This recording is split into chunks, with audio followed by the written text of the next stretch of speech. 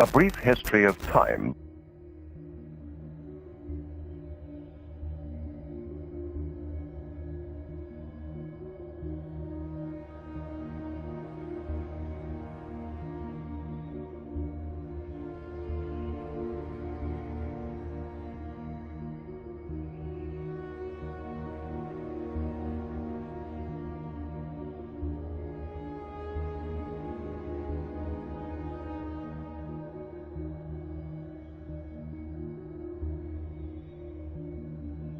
Alright.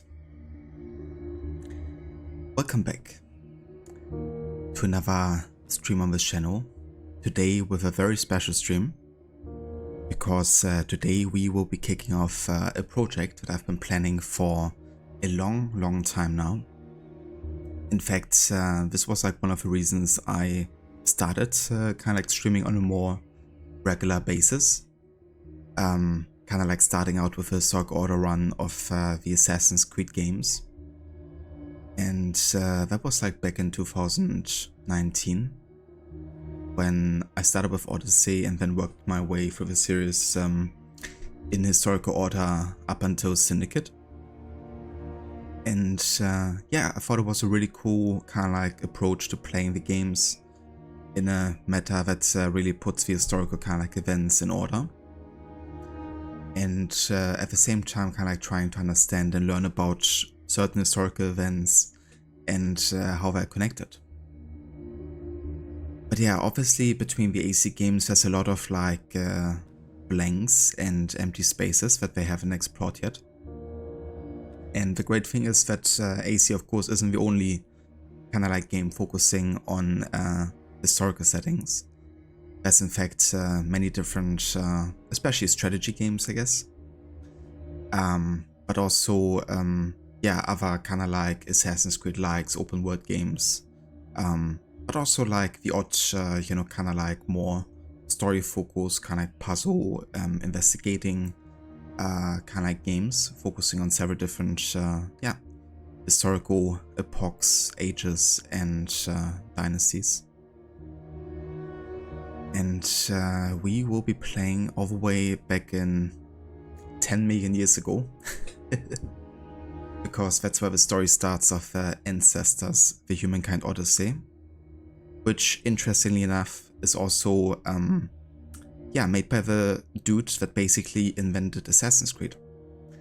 Because it's Patrice Désilets, and he was the creative game director on both AC1, 2 and Brotherhood.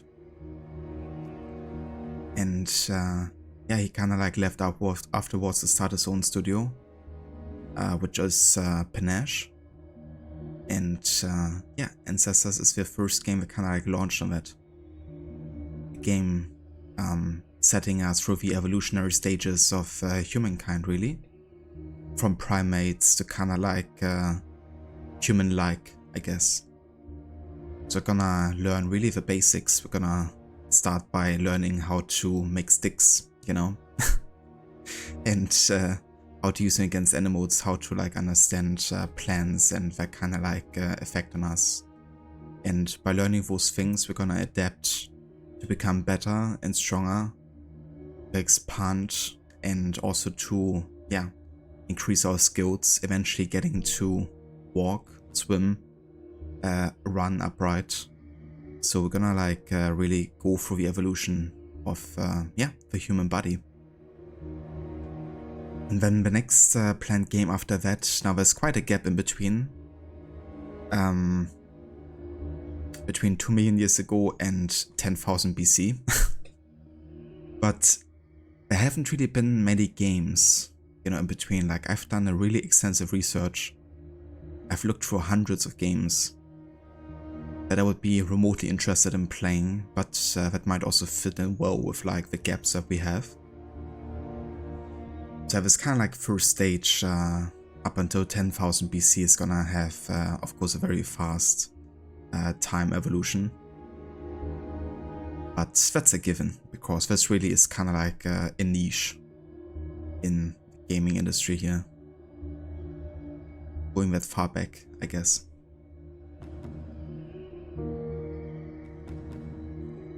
But yeah, also welcome in Chilla. How is it going? I hope you're feeling a bit better. I read earlier today that I think you were sick.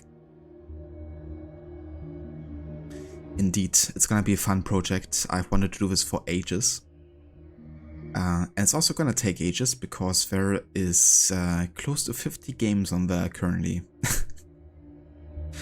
So this is something I view as a long-term project. I won't be like playing everything back to back immediately, you know. That way I can also like take a break in between, you know, and maybe play like something different. But yeah, it's definitely planned to be over the next 2 years probably, to be honest. It's like a rough estimate. But yeah, some of the games are a bit longer, some are shorter. And in general, I'm just looking forward to kind of like have a bit more of a historical input, I guess, and also learn about it. Because one thing I'm going to be doing is also reading up on Wikipedia entries and yeah, look at like other, you know, kind of like historical inputs.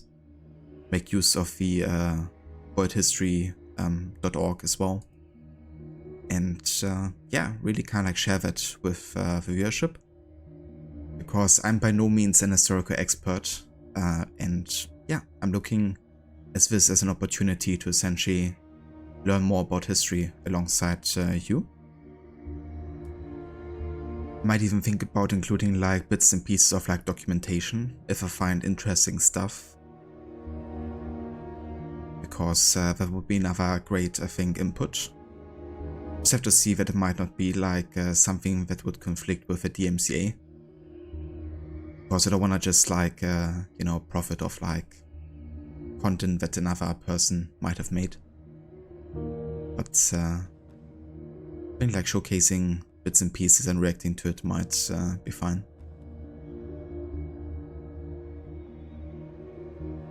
But yeah, so when choosing these games, I didn't really look particularly with what game is like the most historically authentic, because every game on this list has like very much creative freedoms they took with history to make it like be suitable for a game. But I think even when a game isn't historically accurate at all, it still says something about the time it's trying to portray. And it will give us an opportunity to kind of like read up on how was it really, you know. Like a game I look forward to doing that for is, for example, Ghost of Tsushima. Because it does take place at the end of the 13th century. But it definitely has like a depiction of like the samurai code and like all of that of honor. It wasn't really present at the time yet, until like quite some time later, like more over here I think, around the time of AC2. But that became like a widespread idea essentially. There's also like a use of like certain armor sets and stuff that are also like more in the later stages. It's gonna be interesting reading up on the differences and also seeing where the game has actually nailed certain depictions.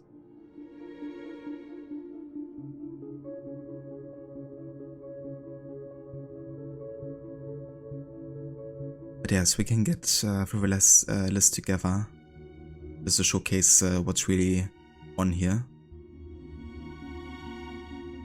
Becoming better and stronger to finally find Charles Lee. Indeed, yeah. getting down here all the way to the 18th century.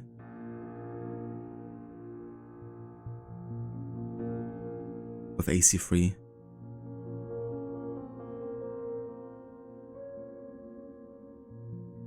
That sounds like a nice time to spend the day, if you're not feeling too well, Schiller.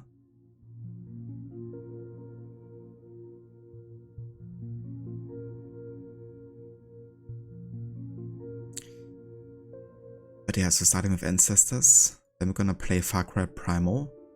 It's the only Far Cry game I ever played before, but yeah, it was a good game for this kind of like specific time. I think it's also a good choice because I always wanted to play this as a no-HUD game, because it is quite immersive with like the information you need, and it of course being like you know, other than or different to other Far Cry games, which are much more modern.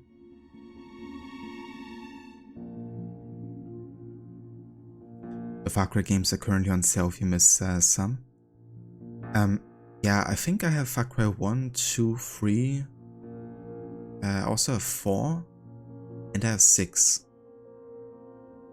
I don't think I have Far Cry 5, and I don't think I have Far Cry New Dawn. I can have a look. But yeah, I do own most of them.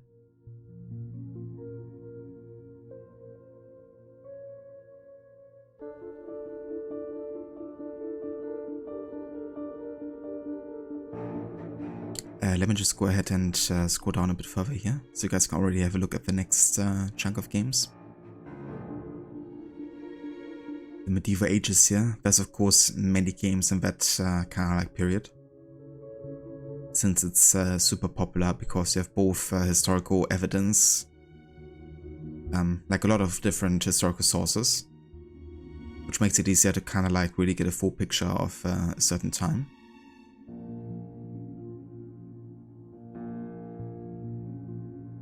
But I guess also something that people can connect to quite well. Of course, we still have like lots of stuff from the medieval times, at least in Europe, I guess, so we can still see.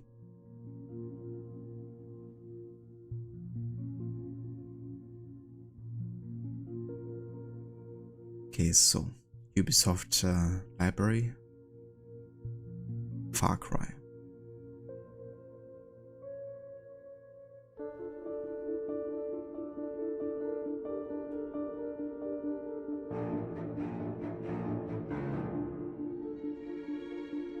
Yeah, so the only Far Cry games that don't have are 5 and New Dawn.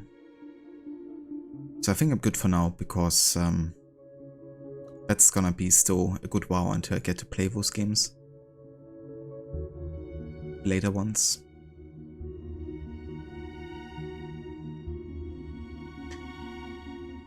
But yeah, so looking at the geological time scale, we are basically in the Tertiary age, which ranges from 66 to 2 million years ago. And more specifically the Miocene epoch, which was 24 to 5 million years ago. We're gonna transition eventually into the Pliocene. But yeah, Ancestors takes place from 10 million until 2. So we're starting at the very late Miocene kind of like area.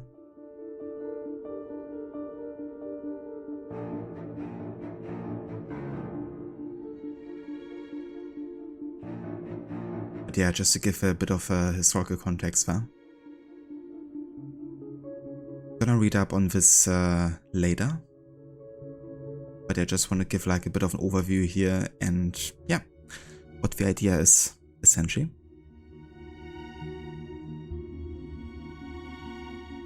So I decided to stop it here at 1945, because post 1945 is basically considered to be modern history, I guess, in the sense of this is still like more contemporary history for us, you know, that people who have lived in or have kind of like been born are still alive now.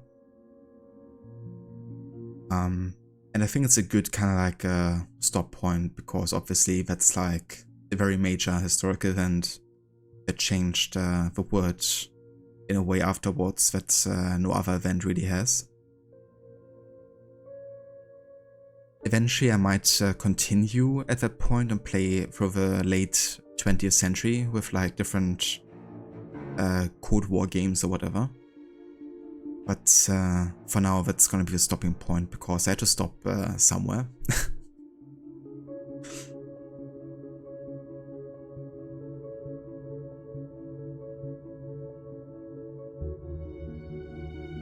But yeah, so with that showcase, I would say let's go ahead and launch Ancestors.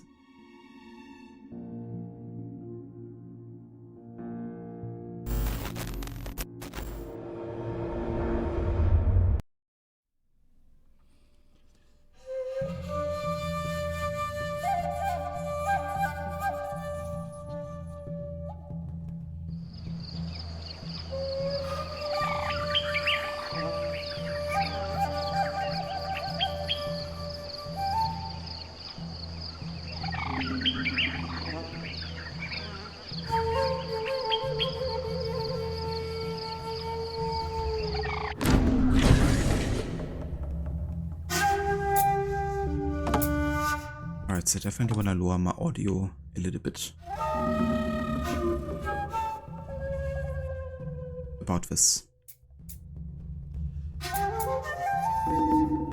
Maybe a bit quieter.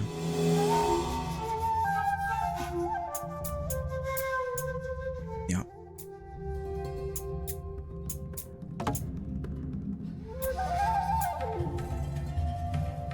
So that's actually a hard setting. I will probably put it off eventually, like in between. Might even create like a redeem to change it to off. But given it's been like almost 5 years now since I played this game, I think. Like 4 to 5 years. I want to have it on for now, because I don't really remember everything.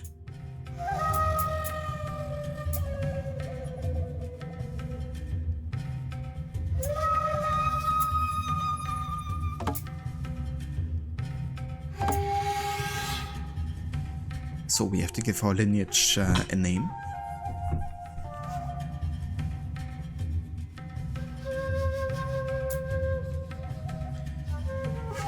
How should we name ourselves? That's a question.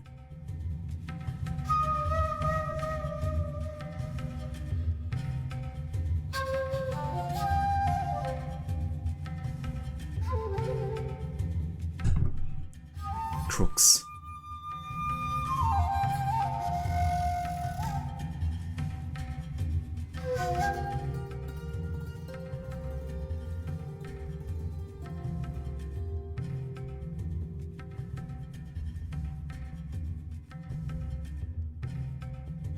Neander crooks.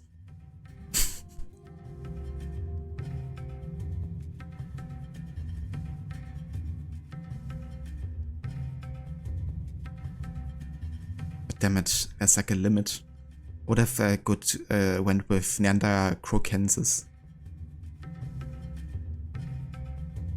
That's too long.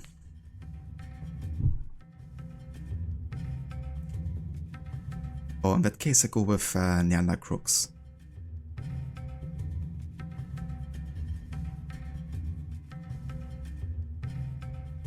Neander crooked, that we could go for as well.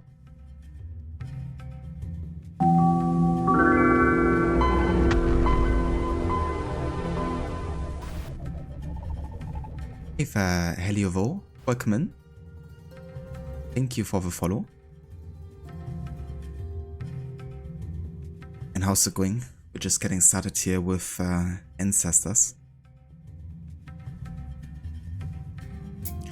I think I go for Neander crooks.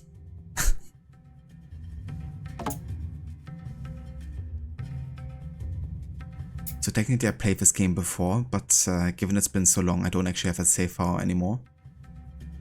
So go for first time here. You can have like a survival kind of like mode, I think. where essentially you okay, why is it playing double again?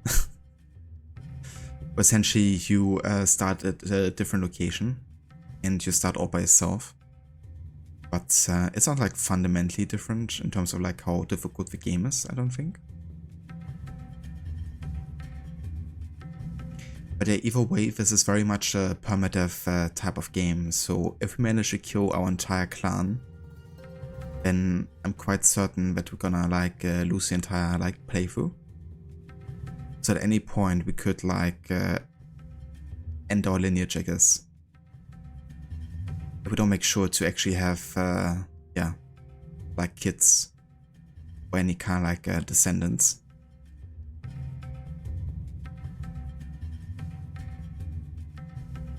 I did Heliovo, yeah. It's one of the reasons I got interested in this game in the first place, because I loved his work on Assassin's Creed, on both AC1 and AC2, but also on Brotherhood. Was very sad to see him go afterwards, but it was cool to have him, you know, come up with another kind of game. And also in a way definitely try to innovate instead of trying to kind of like copy. Which is a trend that AC of course later followed a bit more. But yeah, I thought this game was great when I first played it.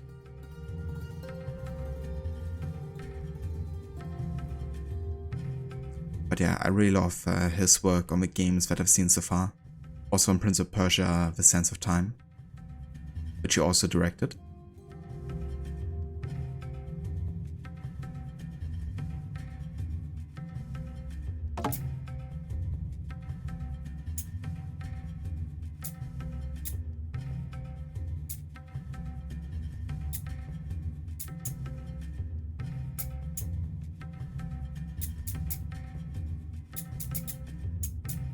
I'm gonna have Toto for now, and then, or we could go Forhard and no tutorial.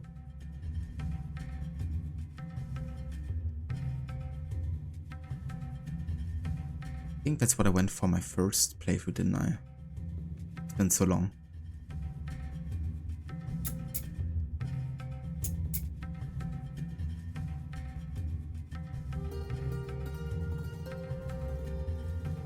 I think I'm gonna go for no tutorial, because I feel like this game really profits from the idea that you just have to figure things out yourself, essentially, you know?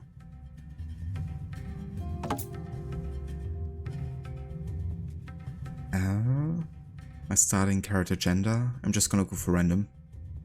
I don't really care.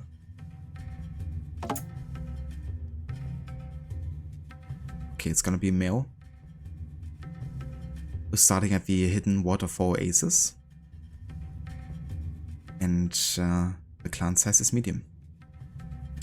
Let's start the game.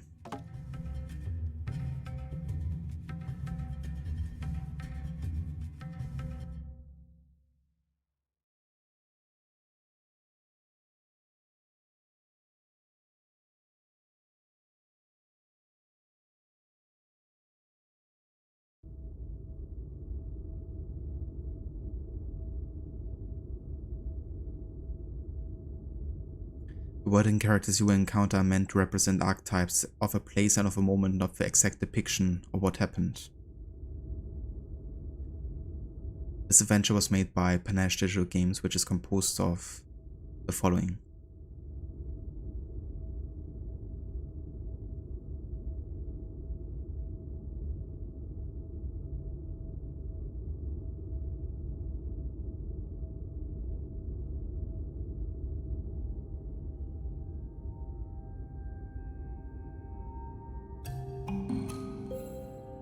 In the following hours you will relive the challenges of the dawn of humanity. Embark into the never-ending odyssey of human progression on this planet. Use your body, senses, mind and voice to guide your voyages.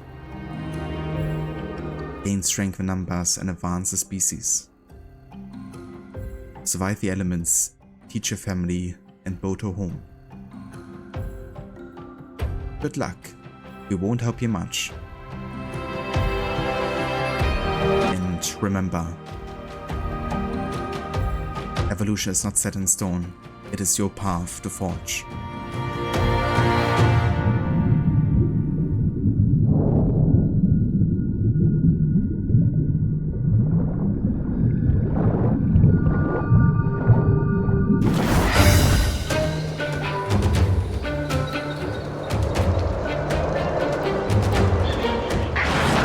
Africa, 10 million years ago.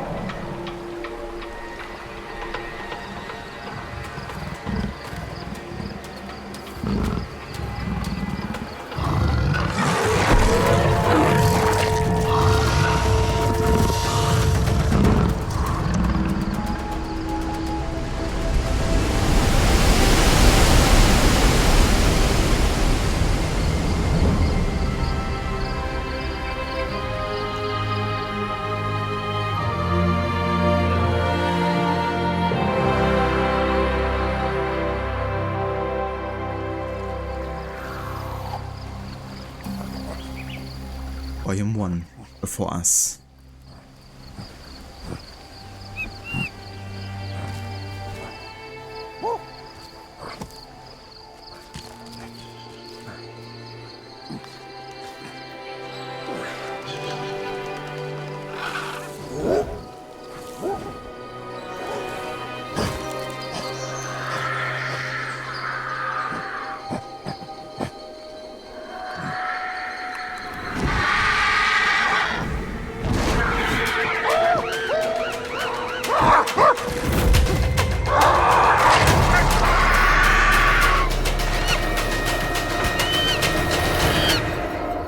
Oh shit.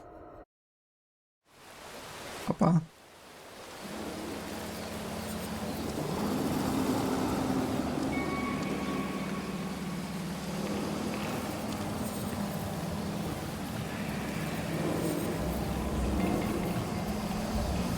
Yeah, this is where the game starts here.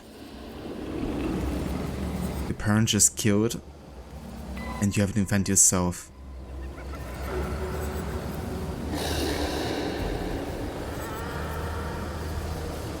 So we have to now find a hiding place. Or find the clan settlement. But given we don't have any tutorials, we basically have to figure out now what button does which thing.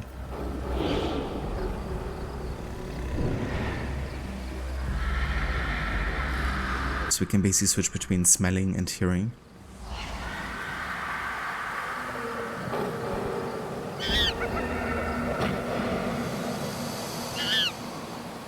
We can basically make a sound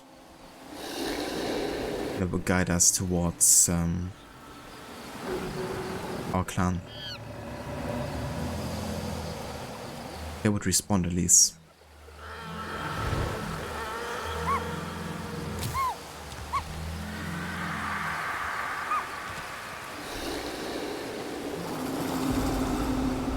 But they're very much fear-driven, which I think is a really cool visual representation of, like, you know, the sense of survival.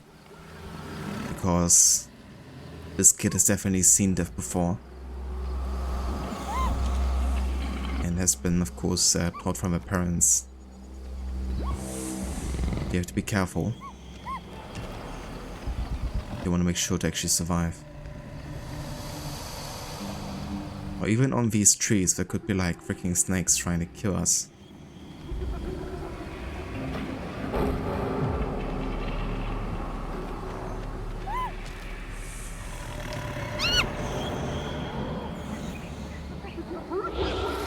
It came from that direction.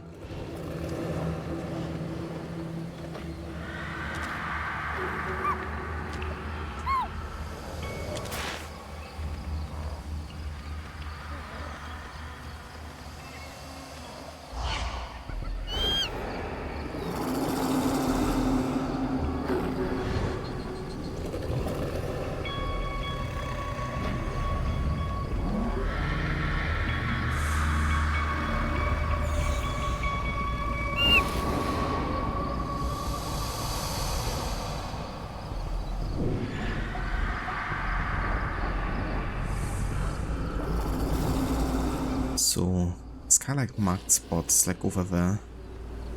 If I go into intelligence, which I guess is a bit like eagle vision, you could say, maybe.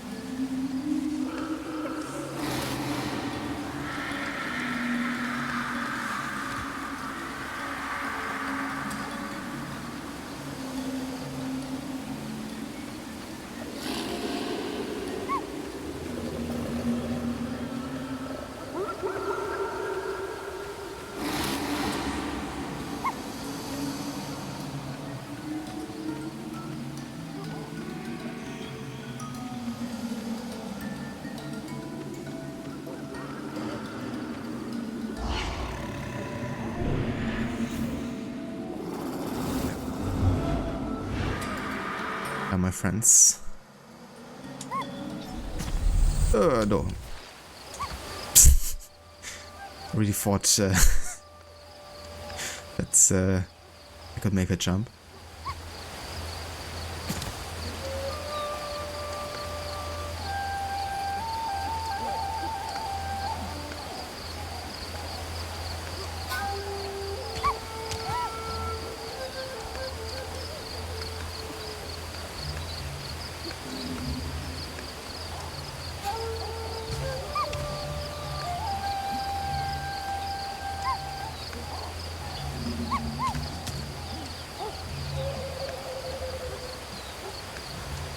Oh yeah, I'm really tired. Another thing you have to take care of. Because you don't have infinite stamina. Eventually you're gonna get tired and you're gonna have to find a place to rest.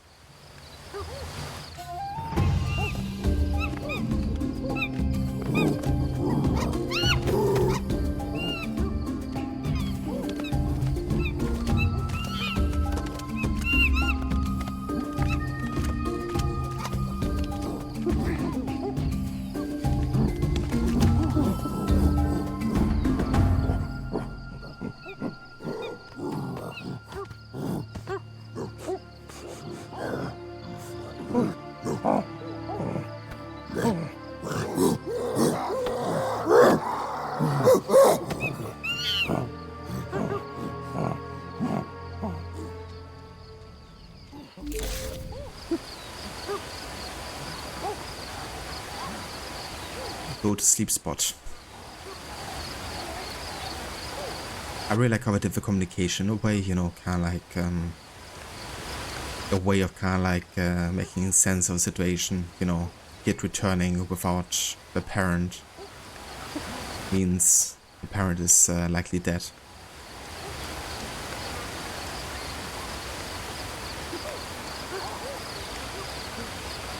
So now we unlocked the kind of like health meter in the middle, which is also like at the same time like a stamina bar, I think.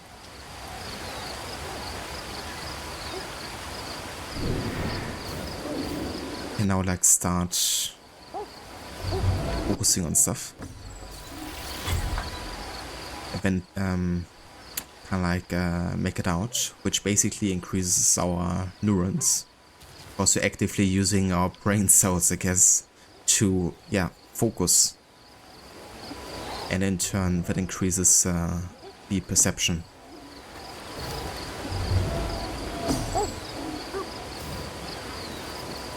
You can also do the same with smelling. Like over there, we could focus on that and smell it. Which now grows our senses neuron.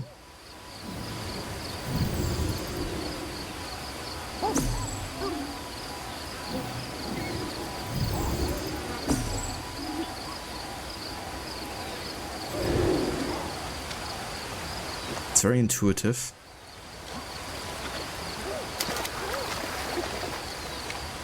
And I think very, very immersive indeed.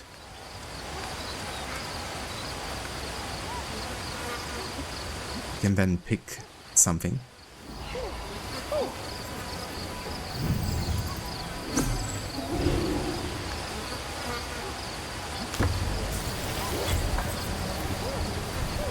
And inspect. So now this is kind of like a scary kind of like aura, because you don't quite know what this really is. And it could also be that our stomach can't actually handle something that we picked, but by eating it eventually we're gonna evolve into a species that will be able to eat it, which is gonna give us advantages later down the road.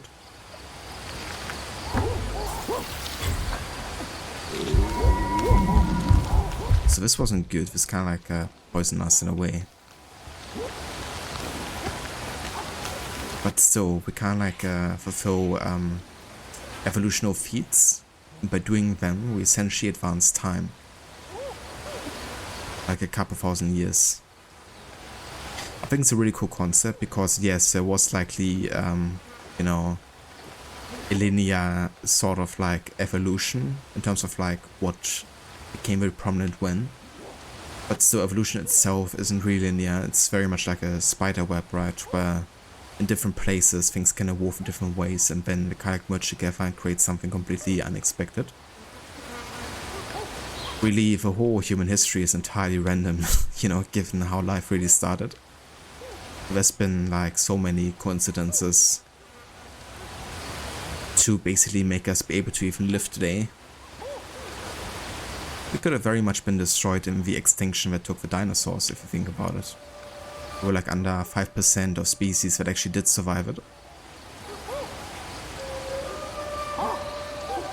Well, the ancestors of the primates, I guess, because we weren't really even that at that point.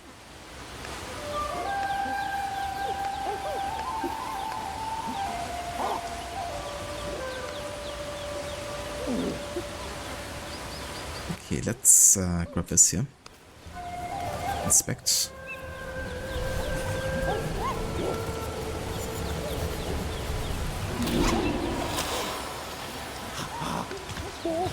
Native grass cycad. And I'm pretty sure we can use this one to build us a sleeping place here. I think that might be a good spot. So we're gonna drop this here. Then we're gonna pick another one. I think I should also drink some water here because we've kind of like poisoned ourselves and water might help. Gotta inspect the water first. It's like we're literally starting with 0.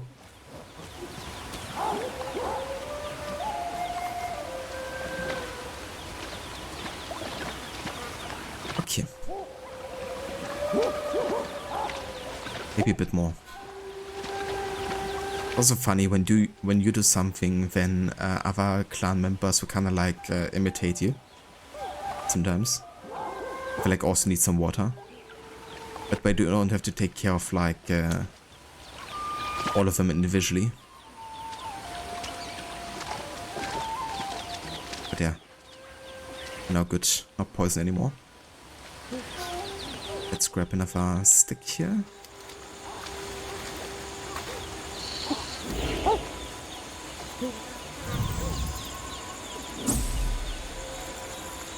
Just memorize it.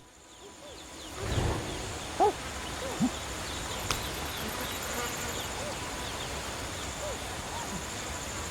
have to say, I actually really miss this game.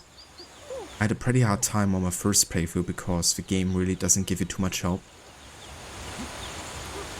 with like how things work, because it's certainly a unique kind of like way of playing. But yeah, I think it's really cool. It's of course, you know, a basic kind of like game because in a way, like doing mundane basic tasks. But I think as Thomas, in terms of like a simulation of like evolution, does a really cool job.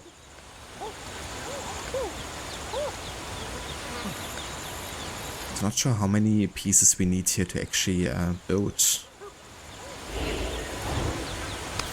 the sleeping spot. I think at the start of the game it's still quite a few. Add it to a pile. Okay, that doesn't do anything yet.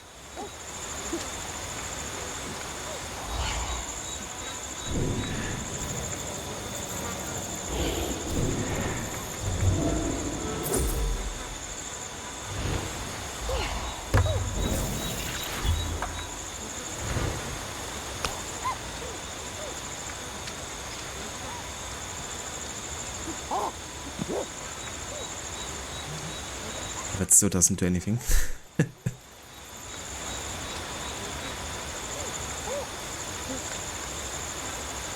I wonder if I have to switch to one of the elders to be able to build this.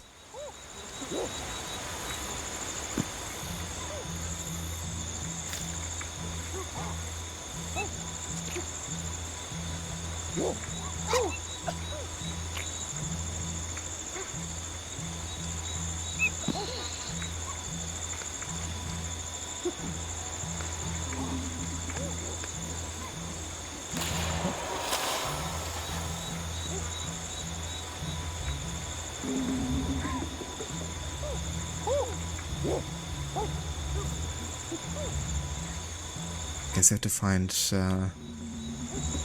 other types of plants to build it.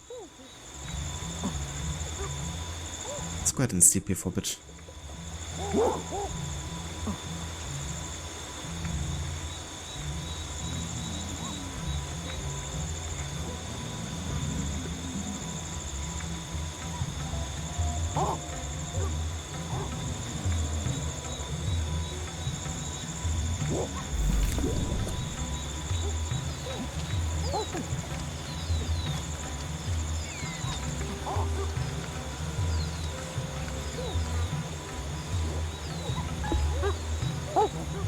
Ah, there's Buck, the elder male, and I could then switch to him.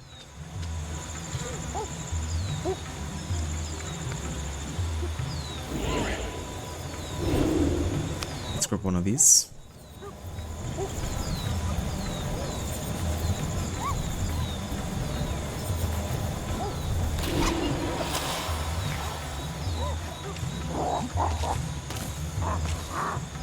Let's go ahead and eat this.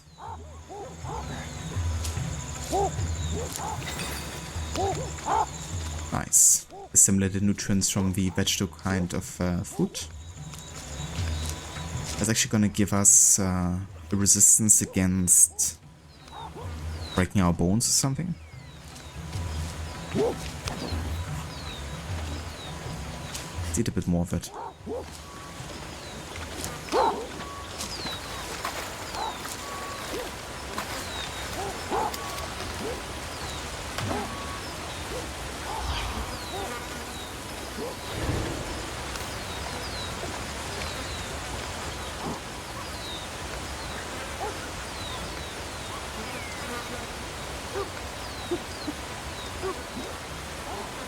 You can also give people items. Give.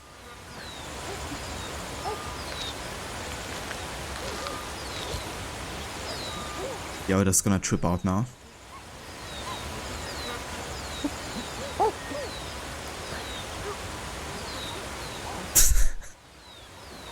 Enjoy, I guess. I mean, these are definitely the same here, but I think I might actually have to switch to an adult to build this.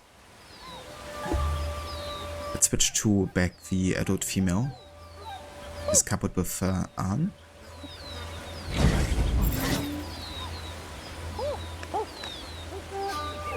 Yeah, star construction now can do it.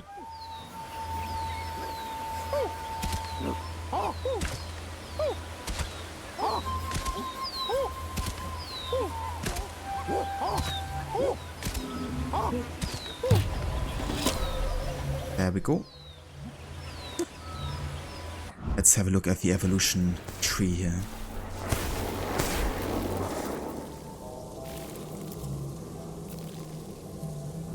So I think this is a really interesting one because you have 4 different directions here. You have one for senses. Using the senses generates a growth potential as long as they are further used in different contexts. Got motricity, basically motor skills. We also have communication and intelligence. We can initiate the motricity neuron here. The ability to switch hands with an item is acquired. Tap left bumper to switch hands with an item.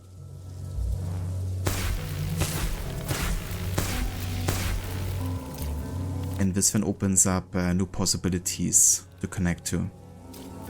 And using certain actions that are kind of like going towards a certain path will give us the option later to actually master it. Like doing item manipulation, using you know, the senses. Kind of like initiating standing up for longer periods of time, eventually getting to run. The ability to build more effectively and faster. And reflexes, which are going to be essential to actually survive animal encounters.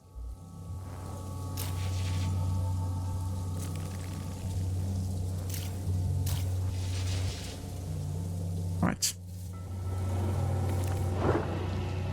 Now looking at the generation.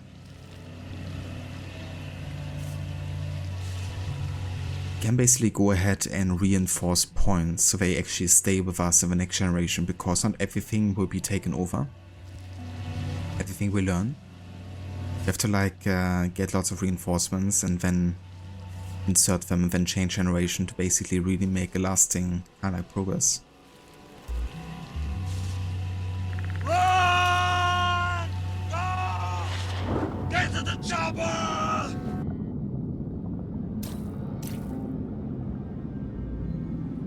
Where's Chambly? Where is he? Hey there, Caspar, welcome in. How's it going?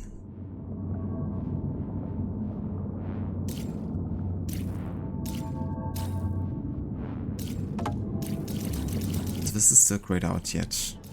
I guess because I haven't gotten to this point of the game yet. Definitely did some feats already though.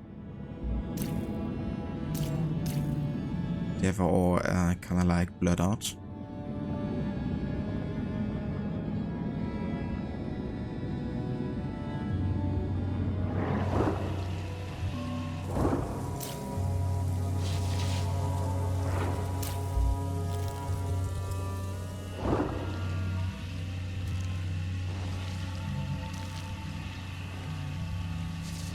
Okay. Objective, form a couple. I already have a mate, so I might have to switch to somebody who doesn't yet.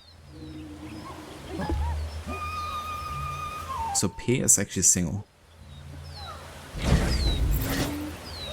Let's see if we can find a male single here in the clan. That's an elder. Too old. Wait, don't run away.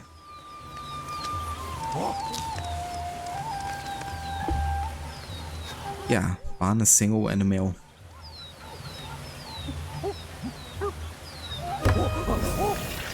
Follow me.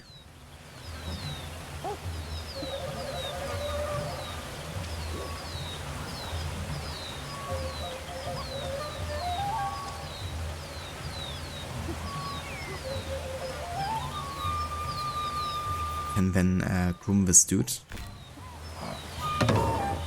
Ah, this is like a time thing. Just like release the button. Right in time. Which is then gonna increase our bonding. There we go. Identify the jungle's hidden water for oasis. Okay.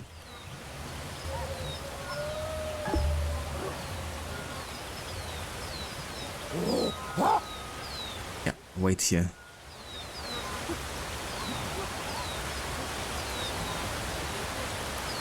So with Stinky Sunday stream, watch only for a bit, was fighting the hardest Elden Ring boss, got it down for the first time completely without any sort of help. Oh yeah, dude.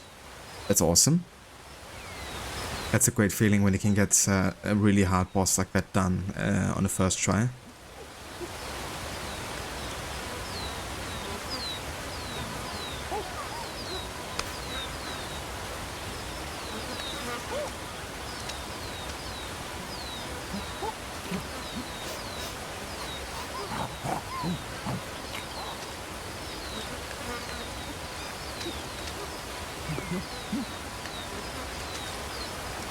Let's go to another sleeping spot here.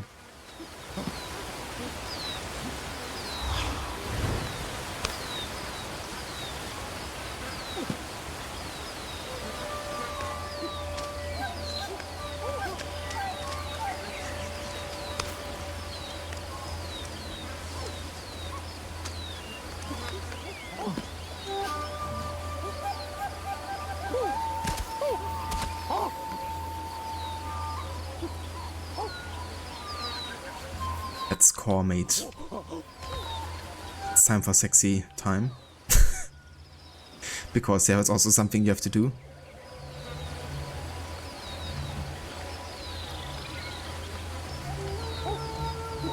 Indeed, Casper. Yeah, reworked some assets for the stream. Like my starting build back, pretty much everything. And we also now have a new scene for the historical research we're gonna be doing for this playthrough, I guess. So I kinda switch that up.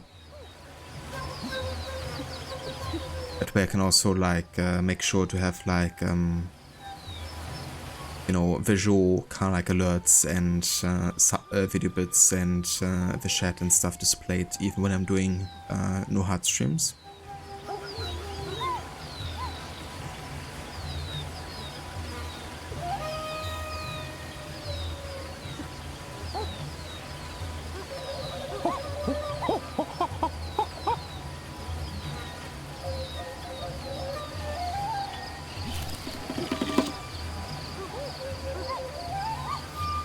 Yes, you can give birth. That's how fast it can go.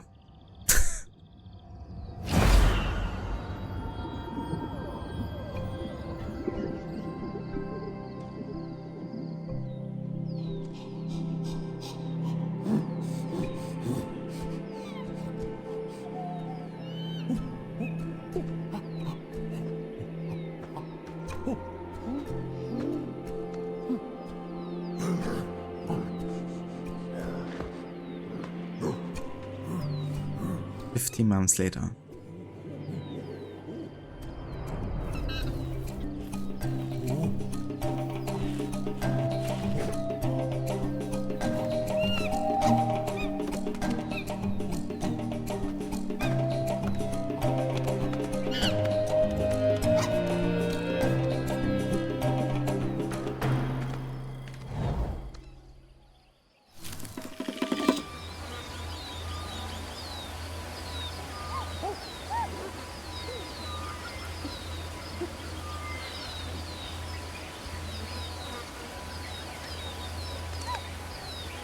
Okay, let's piggyback this kid here.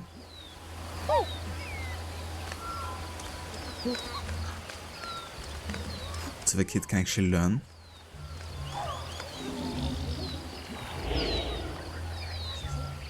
Let's stand up and walk for a bit.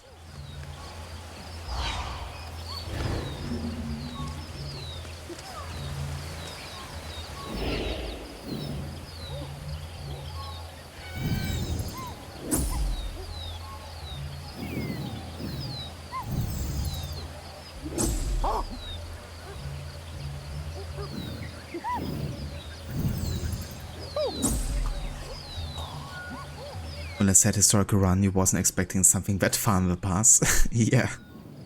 Yeah, I went all the way. But to be fair, this late into the historical order, time is moving at a rapid pace. So, yeah, this game takes place from 10 million years ago until 2 million years ago. And then the next game after that is set in 10,000 BC.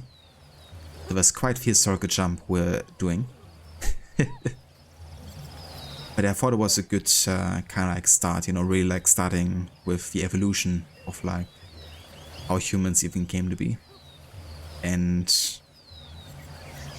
it's also done by the creative director for Assassin's Creed, which is kind of like the reason I'm also doing this in a way, because with AC, of course, I've done it before in historical order, and I always wanted to fill in the gaps with like other games in between. So yeah,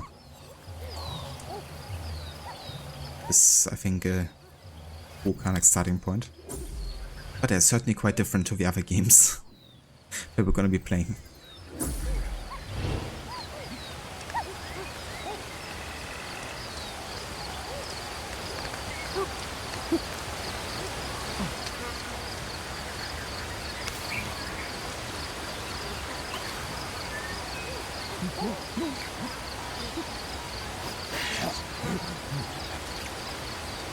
Okay, he wants to eat that, or she. Let's switch hands, yeah? Then I can alter it. Can I? Can't. But let's eat it. Let's start altering some of these here.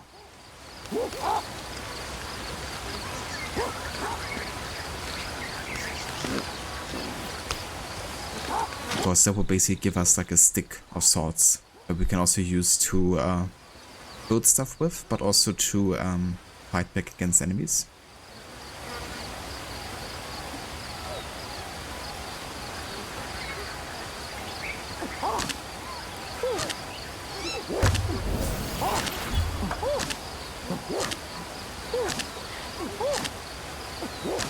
It'll take a long time.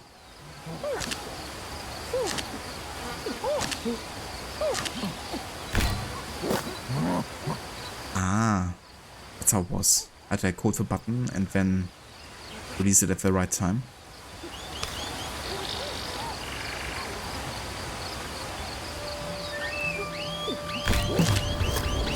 There we go. So we now have like a stick. Let's inspect.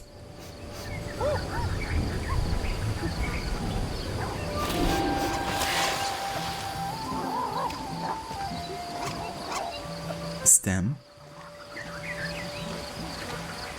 But with that stem I might be able to hunt even. Not sure if there are any fish here.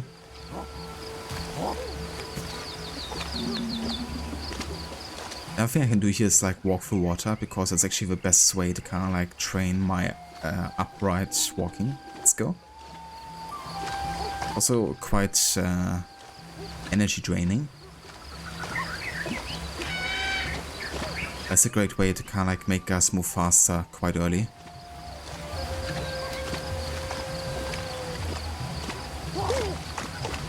Yeah, that was already quite draining. Do some more.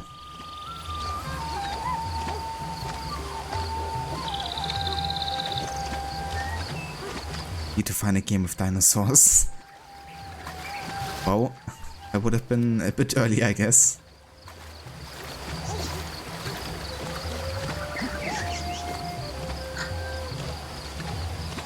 I wouldn't mind playing a game with dinosaurs eventually. Okay, let's give a stick to this person. There you go, for you.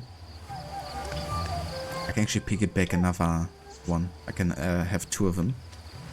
Okay, let's grab this. Let's go ahead and switch hands and then alter this one. Now we can inspect this. We can now apply this to our body, I think, to shield ourselves from bleeding damage. I think. Hostilius.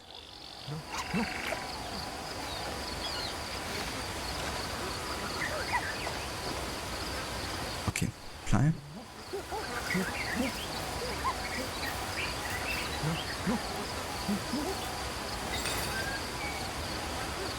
There we go. Let's do it another time.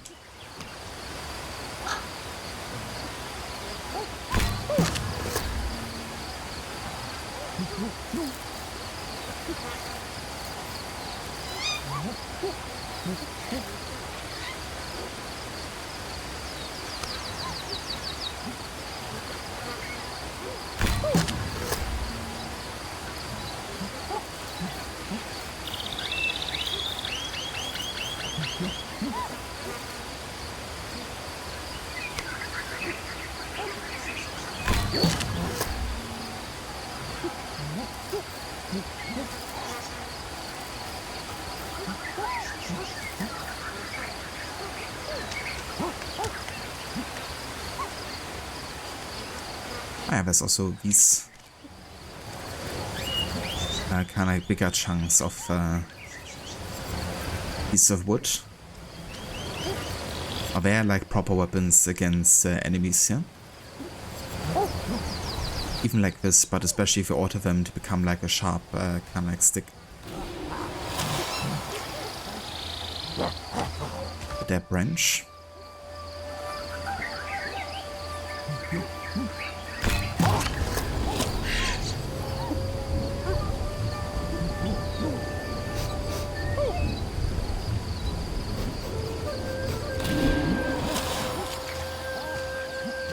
And you made ourselves a stick. Oh yeah.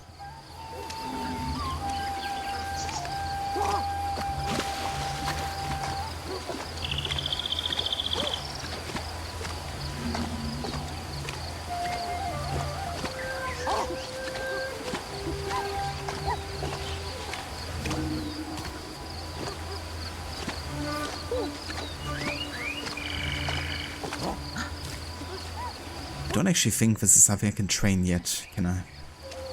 Because otherwise we can't like showcase an effect on the bottom right thing there. I think I should really focus on stuff that actually improves End expedition.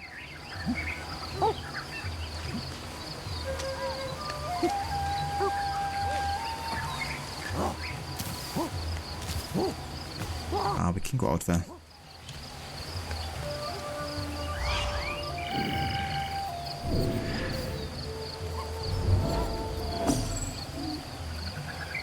Okay, so these are kind of like other major locations nearby.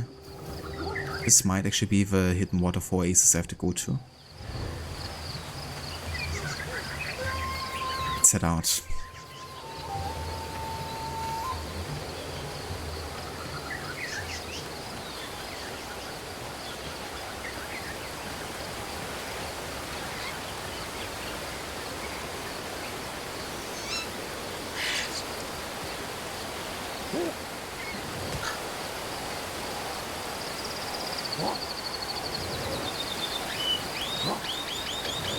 Oh, it's fine.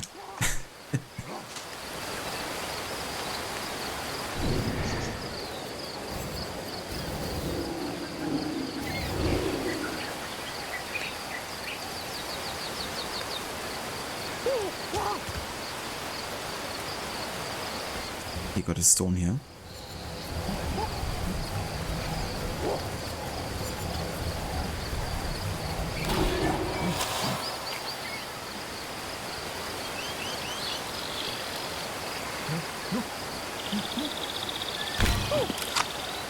I can now make my stick sharp.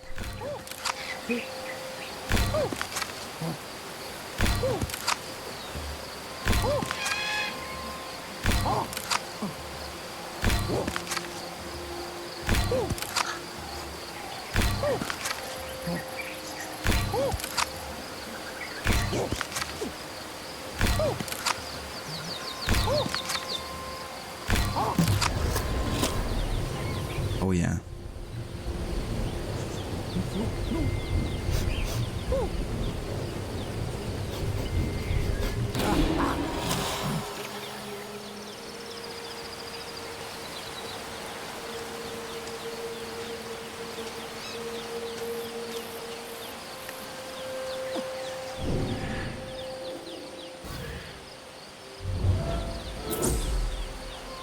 Oh, there's a random hominid here.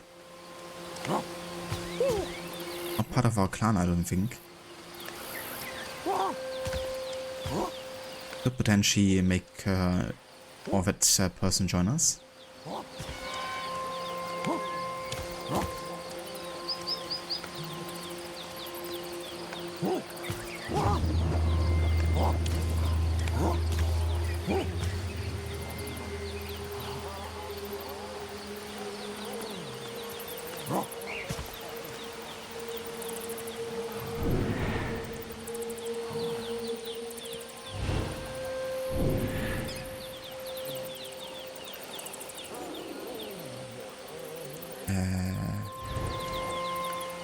Did we go to?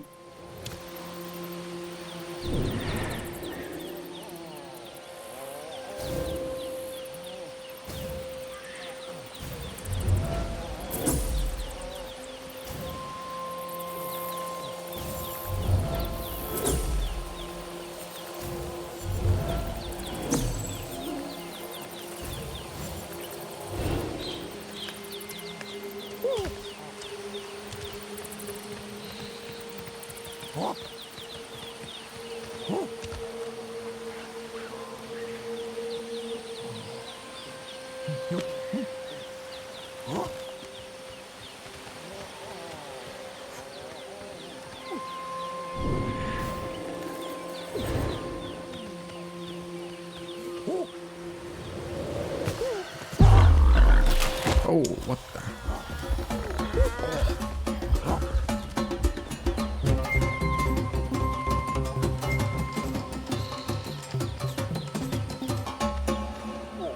It wasn't good. I broke my bones.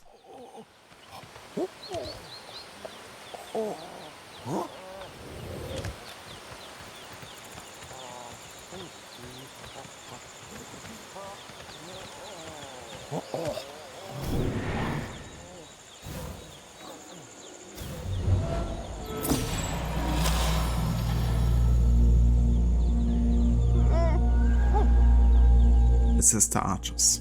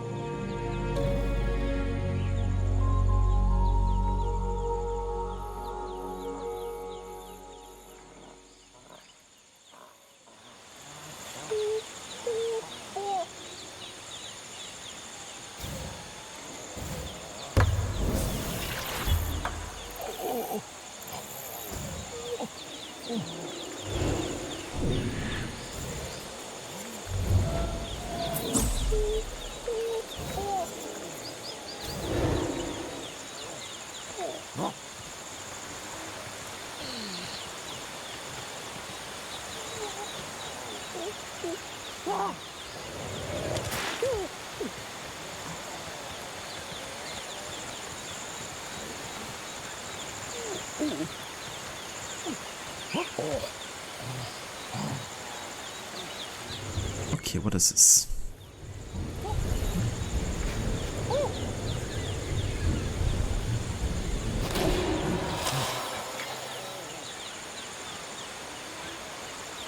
Let's apply this.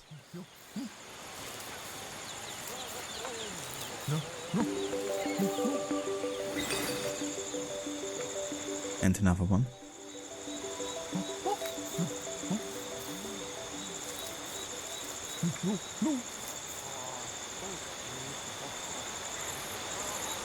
Very cool.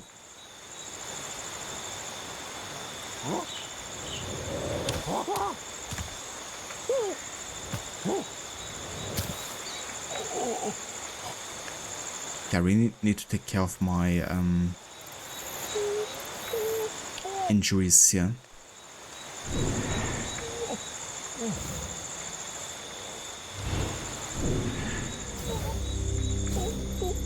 there's a hawk.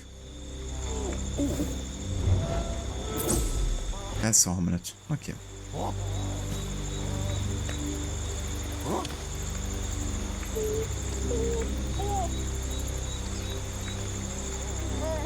I think I should make camp here first.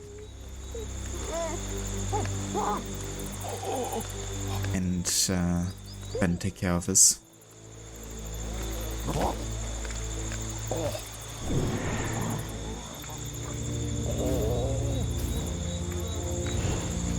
Just gotta first find material to actually build a sleeping place here.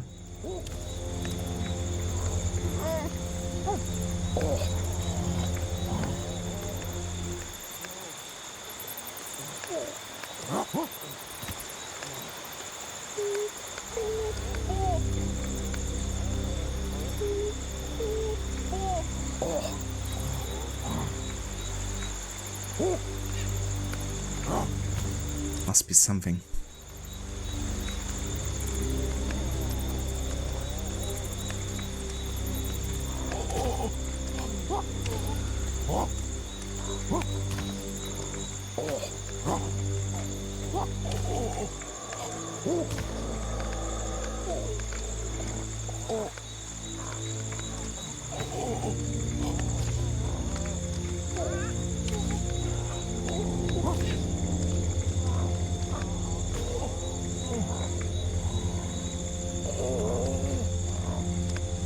Well, the broken bone effect is almost gone either way.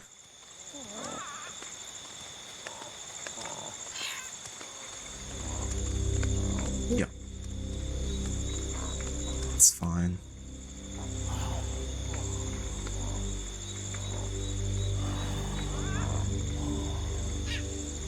And I wonder if I could actually see my...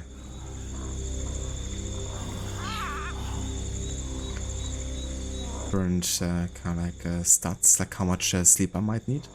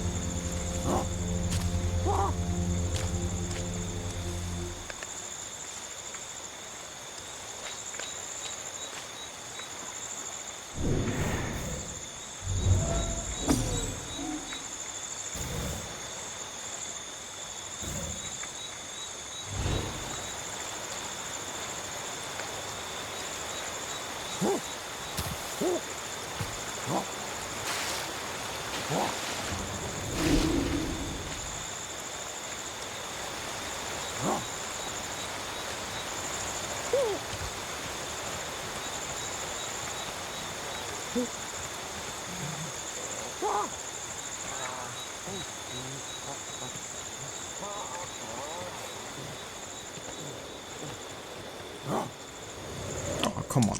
Oh. Precision jumps are quite difficult sometimes. Fortunately, the 4 damage isn't too bad.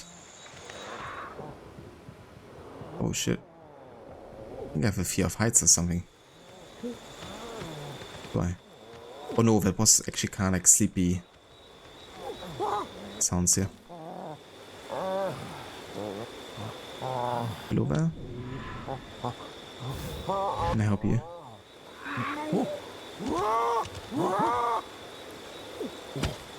Oh shit. Let my stick fall. No. He needs something, but I have no idea what he wants. Could be food, could be anything. I need my stick.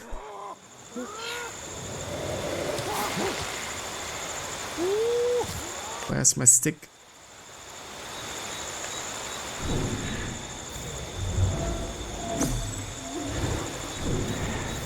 There it is.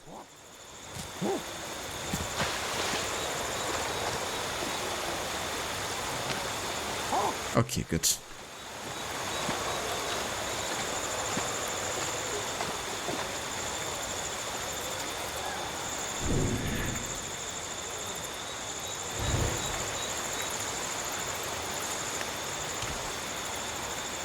So given we kinda got this sleepy effect there, I should definitely head back to a place where I can either build a sleeping place or just go back to my home base here.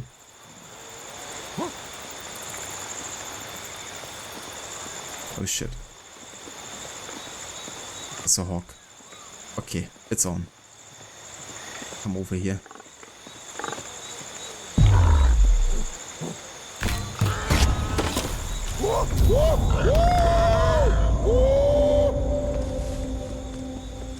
Nice.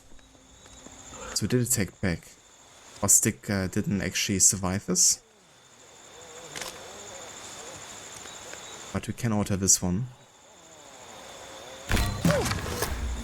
We have like a regular branch here. Let's drop this and get another one so we can do weird.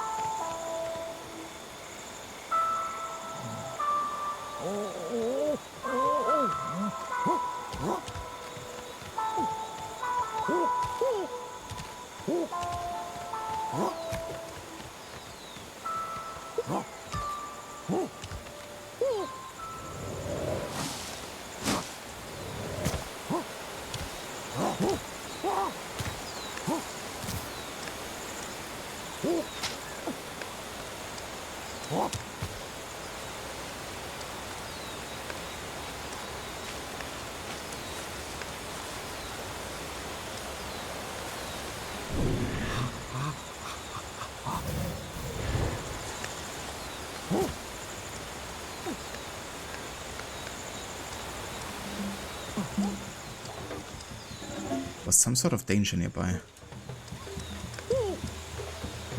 Maybe like a snake? Oh shit. Energy. Have to rest here real quick.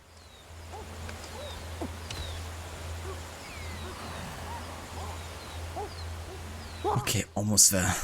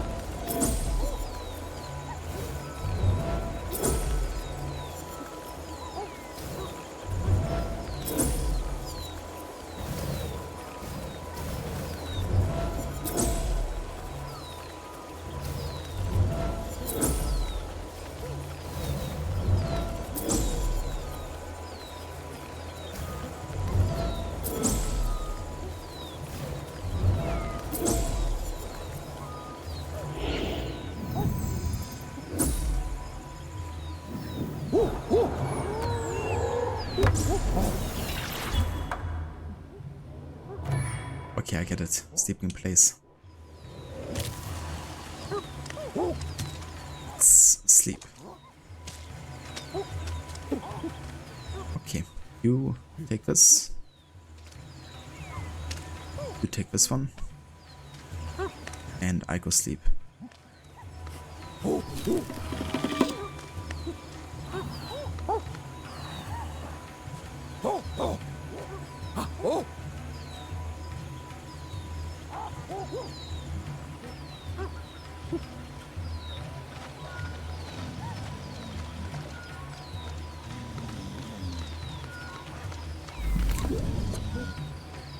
Okay, we need food and water.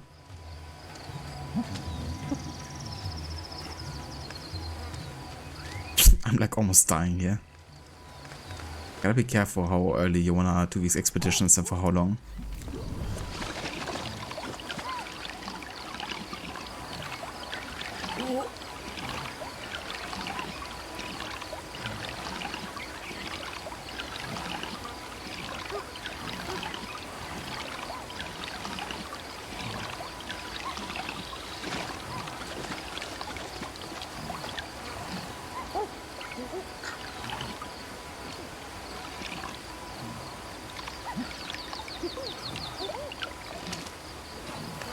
Okay, we also need some food here.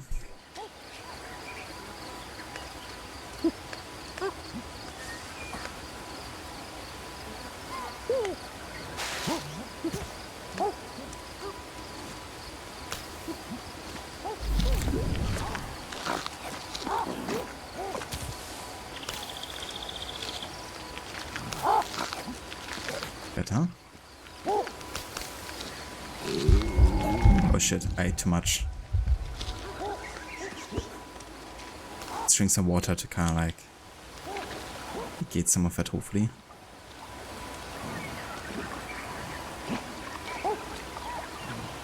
Hey Valeo, welcome in, dude. Does this game you start off as a bacteria then evolve into complex organism?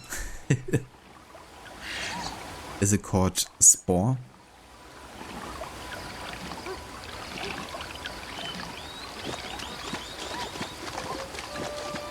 How's it going, Leo? Hope you're doing well.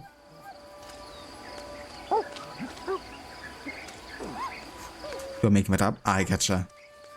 Yeah, there actually is a game like that called Spore, I guess, which is like an evolution game. It's not really accurate though, I think, at all. It's more like a fun, gimmicky kind of game. It can create like really weird evolutions. It was definitely quite interesting and funny back then.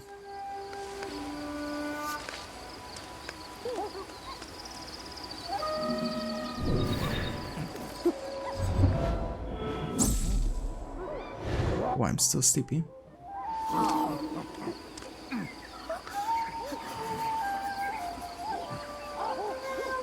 Let's sleep then.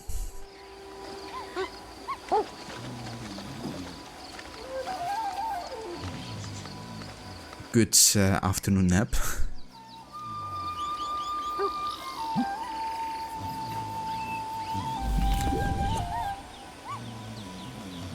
Need more food.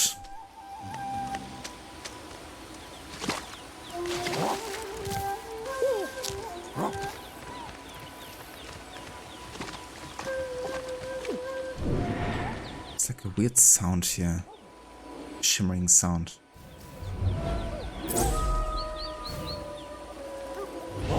Where's it coming from?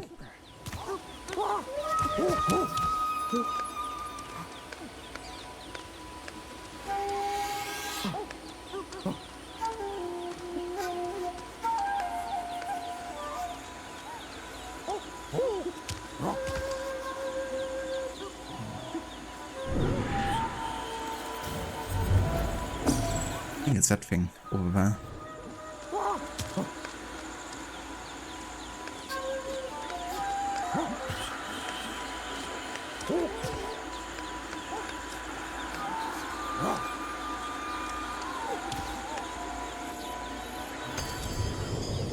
Oh, hell yeah. A rare metal.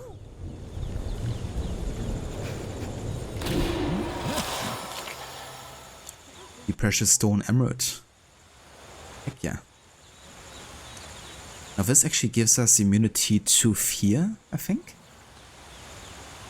In a way, I guess the primer looks at it as like a sort of like talisman or something.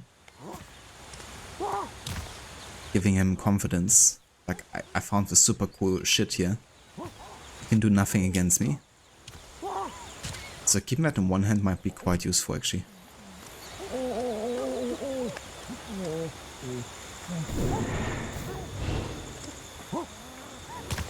But what I'm actually gonna do is I'm gonna keep it as this person. I'm gonna go and change to another primate here. So we can keep it in our home base.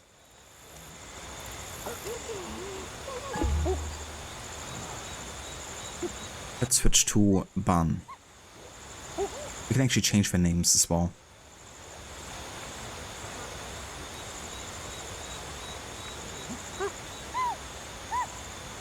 I could actually make that like a channel point reward, rename one of the primates. Should I do that?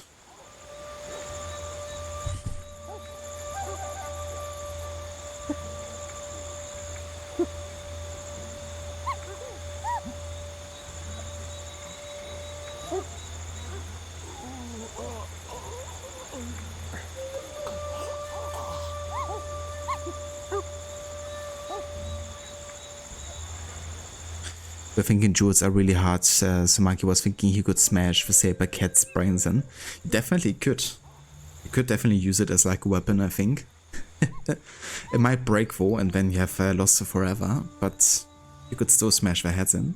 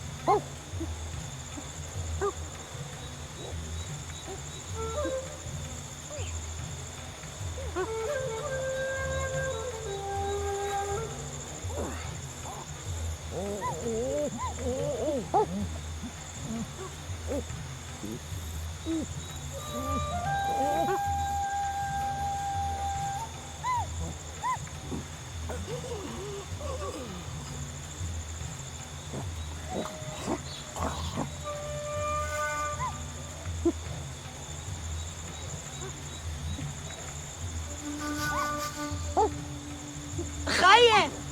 Decision gerecht.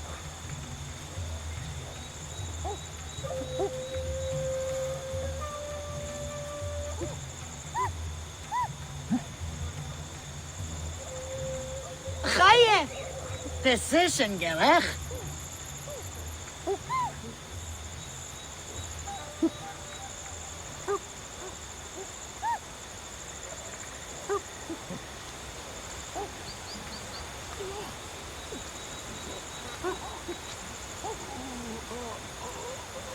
Okay, so I redeemed, well, I created the reward for name a clan member. But it's only gonna be possible, I guess, with open ones. So if we reach like a maximum, then I have to like pause the reward. But yeah, if you wanna now change the name of any of the characters, then feel free to do so. High precision.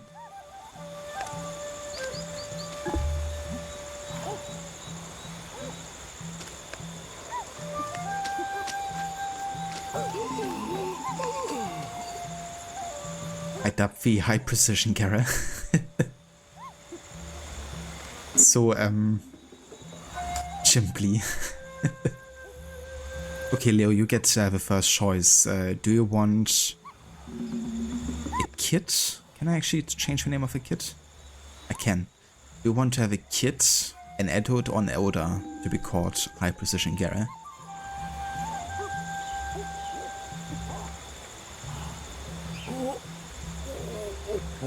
Kit, okay. Jesus. Okay, here. Baby. Rename. What?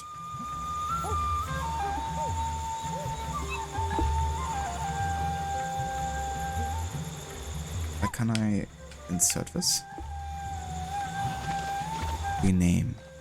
Change name. Or what? So I can only go for like pre-chosen names. We can only generate them? Oh, never mind. In that case, we can't do this. I'm sorry. I thought renaming means that you can actually choose a name yourself, but I guess it's just like, can I get like a random one? But yeah, no worries. I'm gonna refund those points. It would have been funny if you could actually like change it to whatever you want to have.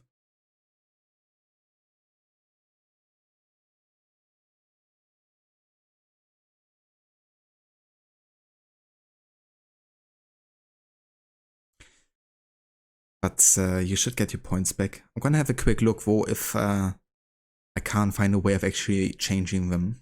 Maybe there's like somehow a way.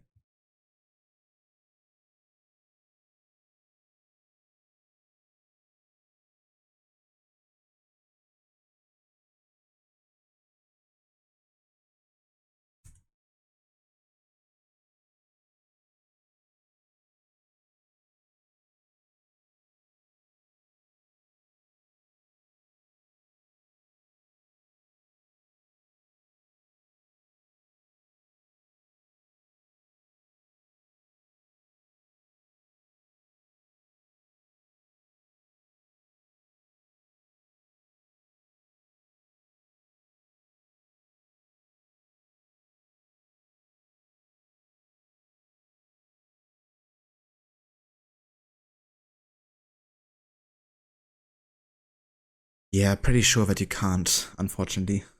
Well, yeah, there was an attempt. But didn't quite work. Would have been fun. We're just gonna call them Chimply and Gary now. That's the true names. Also, hey there, Anemone, welcome in. How is it going?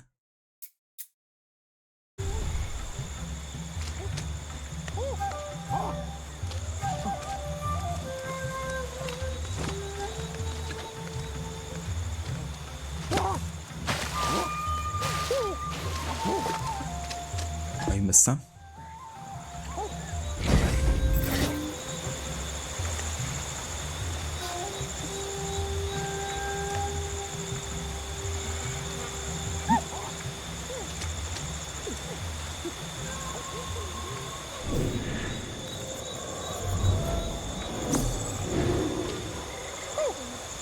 What is this?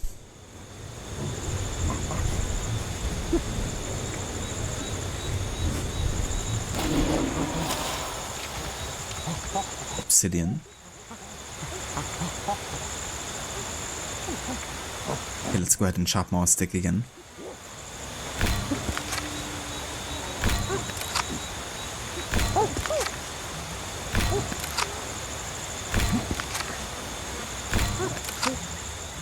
Tired because you used the energies in yesterday, and also your cat demanded once again attention this morning when you had to clean your home. I know how that's like sometimes. With my dog. She can be a bit needy sometimes as well.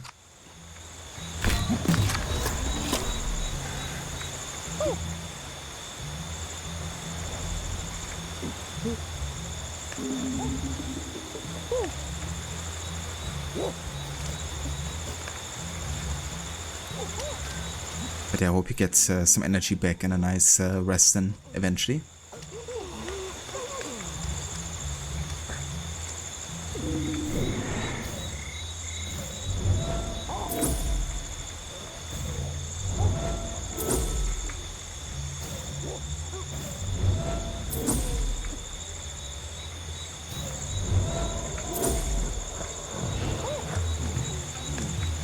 I want to have a quick look here.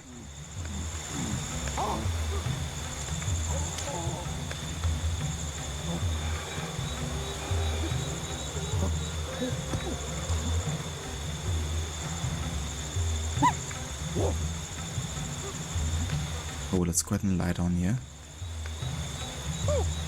Lie down. Dot chart. Evolution. Because yeah, we can go ahead and now get some new ones. We can initiate the intelligence neuron. The range for detection of non-edible resources is increased. Tap Y to use your enhanced intelligence, then follow the steps proposed by the contextual actions UI.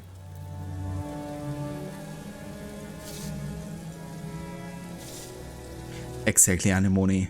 It's a really cool kind of like evolution game for sure. It's done a really great job, I think.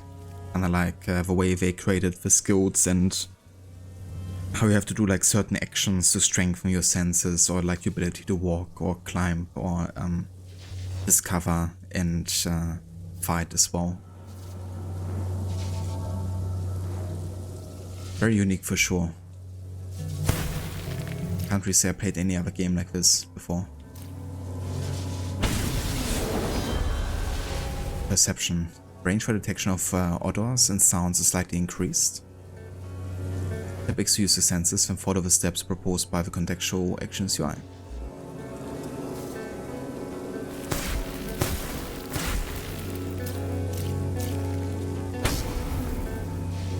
You could learn item manipulation.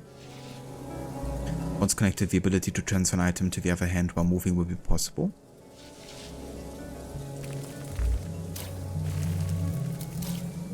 You can also initiate this one. Kinesics. The ability to gather all clan members is acquired. Would be to gather all clan members and have them follow you. You have seen 2 to 3 streamers complete the game on survivor mode hardcore to 100%. Damn. It will be quite interesting to go that in depth with the game. Fortunately, I don't have my save file anymore of my first playthrough from like 4 or 5 years ago. So I only have the option to go for first time playthrough. But I'm still gonna try to do quite a lot. I'm gonna try to get lots of the feats unlocked for sure.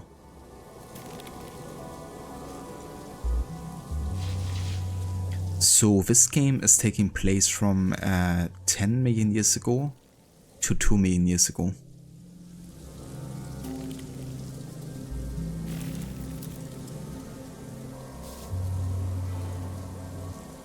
So it's kind of like still quite ancient, like not ancient, it's like still, you know, very much prehistory time.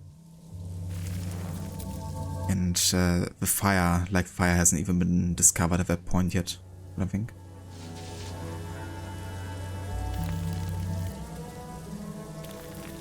Maybe thinking of Sith. Could be, yeah. Yeah, so far, like, it's not going so far into the recent time, I guess. That's definitely fair, Anemone. Definitely hope you enjoy the lurk.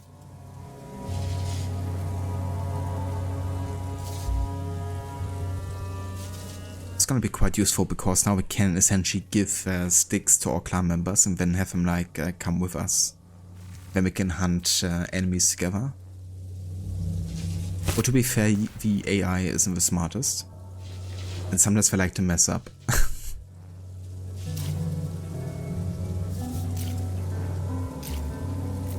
Okay, let's give this a go here.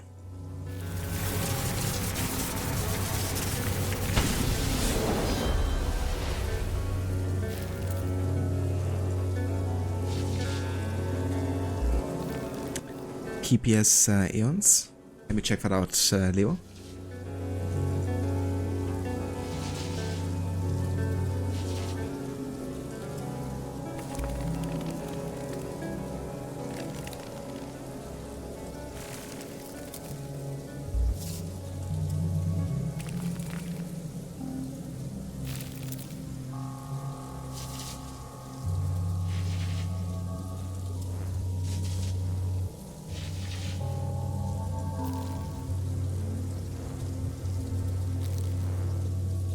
I like how I'm going to the videos and it's like the fourth video released recently where we got started.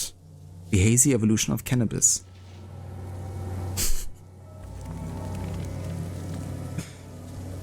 But yeah, no, there's like lots of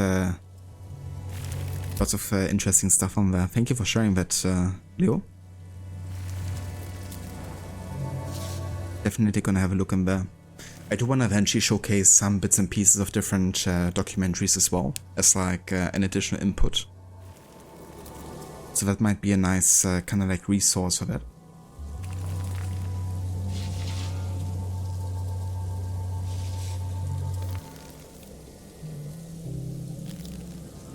They do little documentaries like 15 or 20 minutes about ancient animals and hominins and stuff. I gotcha, yeah. It looks really cool. Quite interesting, unique topics too.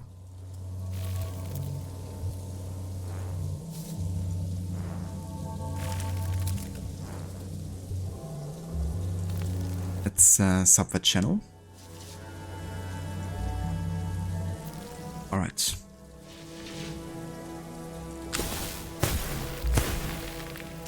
So we could now go ahead and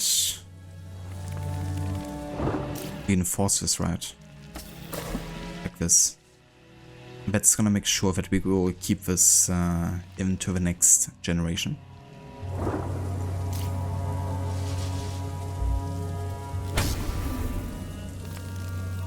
Handling. Once connected, will be possible to drop an item while moving. Sure thing.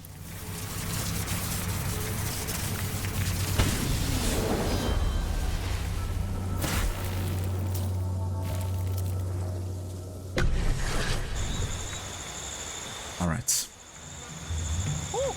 Let's go and sleep because it's kinda late and quite cold.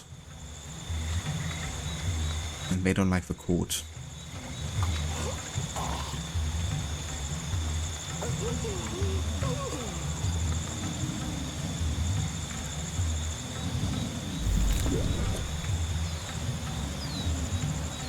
You like this type of wild setting with animals being just as dominant of species as the humans at the time. You really loved Far Cry Primal. You may like that one.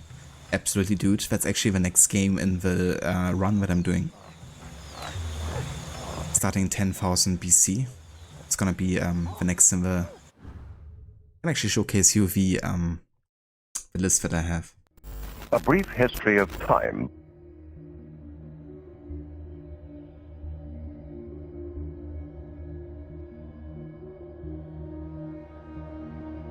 So that's the list I have going here. If I could actually see my mouse. Okay. So I was starting 10 million years ago here with ancestors until 2 million. And then there's quite a gap in between this and the next game, being Far Cry Primal. Yeah, for Far Cry Primal, it's gonna be my first replay as well. Played it also many years ago. And I'm gonna do a no-hut run on it. Because this is like one of the most recommended games to play with a no-hut. Given that it's quite immersive, I guess. You know, because you don't need any technology at that point. And a lot of the stuff happening is kind of like self-explanatory. And it also makes like gathering certain items and stuff also, I guess, a bit more natural. Instead of like looking at like, okay, this is how much I need. You know, you rather just go around and look for stuff naturally. So I'm looking forward to play Far Cry Primal like that for sure. It's the only Far Cry game I played, but I quite enjoyed it.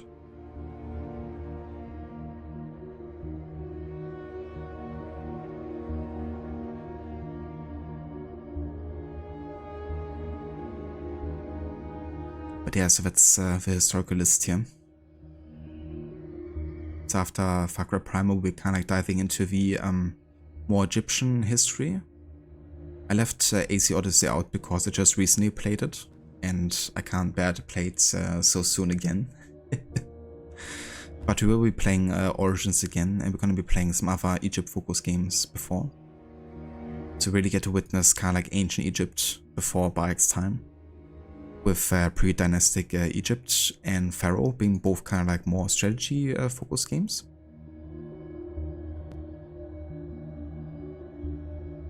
and yeah, eventually leading to Origins. Then we're kind of like going over to the Roman history bit with Rise of Son of Rome and Horrible Histories, Ruthless Romans, which is based on a British comedy history TV show, which looked pretty fun. And then there's like a huge gap in between the 100 and the 700s. And unfortunately, there's not many games that I was kind of like interested in checking out in between.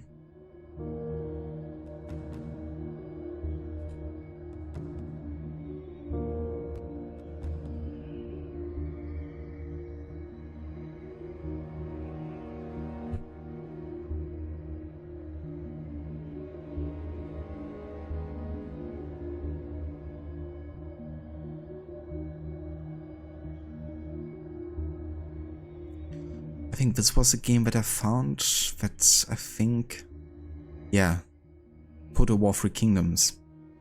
This one is set in 220 to 280, so it kind of like fits in between better. But I have never played a Total War game, and I'm usually not too big into strategy games. So I'm not sure if this might be overwhelming, you know? I did think about including this game because it looked like the only one I might be remotely interested in playing. That's set in between Roman kind of like time and medieval time.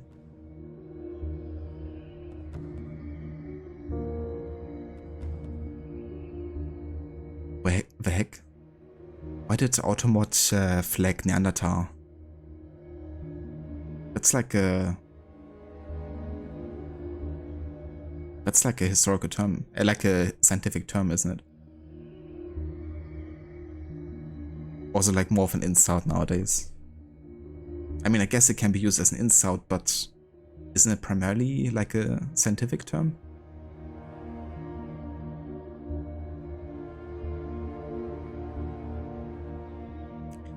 Acropima should take place 60 to 30,000 years ago. That's when the last Neanderthal population were beside us. 15,000 years ago there were only small pocket populations around the Mediterranean. It's definitely interesting then that they set it there.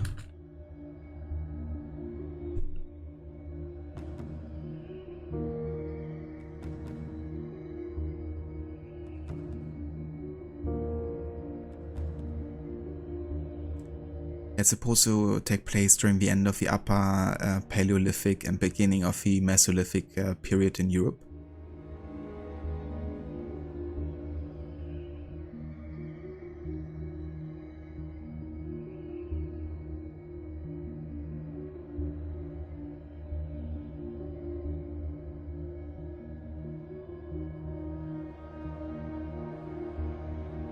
Basically the Middle Stone Age.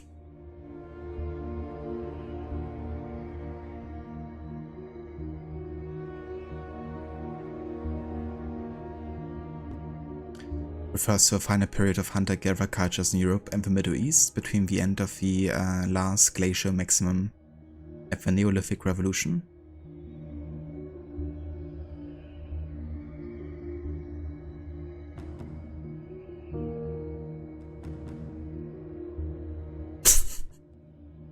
Good one, Leo. But yeah. Let's go back in the game.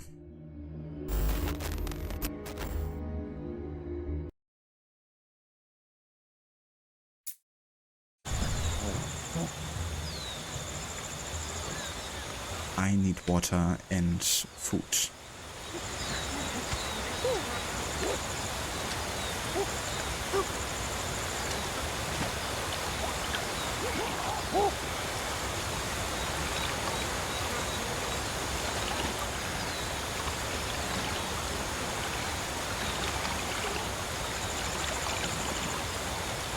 I cover dude is like merging with my character model.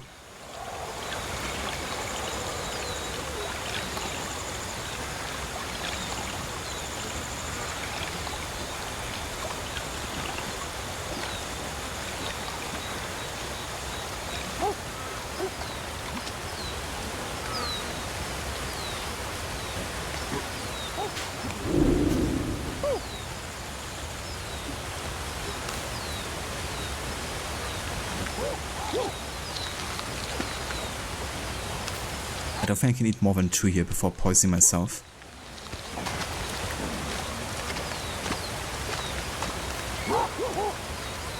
Let's see if I can outgather everyone.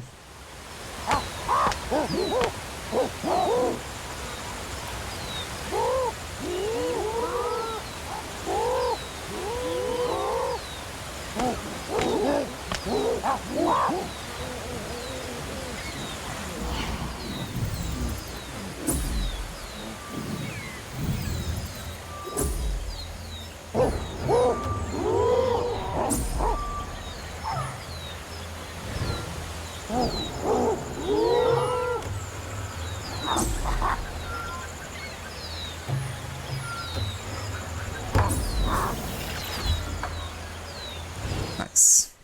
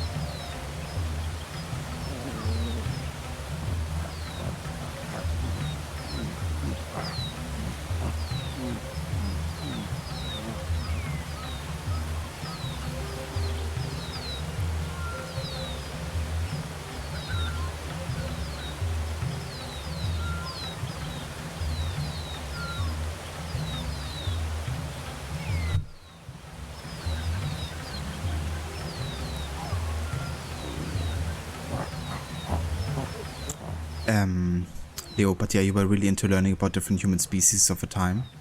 Neanderthals are fascinating, is right up on them a bit. You think at the time there was still a perception of them as dumb brutes, but modern paleontology has completely overturned that. For example, there was a skeleton of a senior citizen Neanderthal with broken arm and shattered jaw, who had survived long enough for the bone to heal, which proves he was being taken care of and even then hand-fed by members of his family. Plus the spear technology was advanced, they could definitely use fire and language. We don't know for certain if they made art, but there's no definitive proof that they didn't. That's the thing, right? Like, yeah, you can like definitely trace back a lot of like what supposedly did happen, but obviously even with like human history, there's like a lot of gaps you have, you know, between like lots of different sources. So going about a time that doesn't have any really historical sources and only like evidence of what's left behind will be difficult to say for certain. But it's definitely cool when you can find kind of proof that something did indeed happen or was very likely to happen. As in that case, you know, like seeing the skeleton of a very old kind of like person that never would have survived by themselves or never was abandoned, supposedly.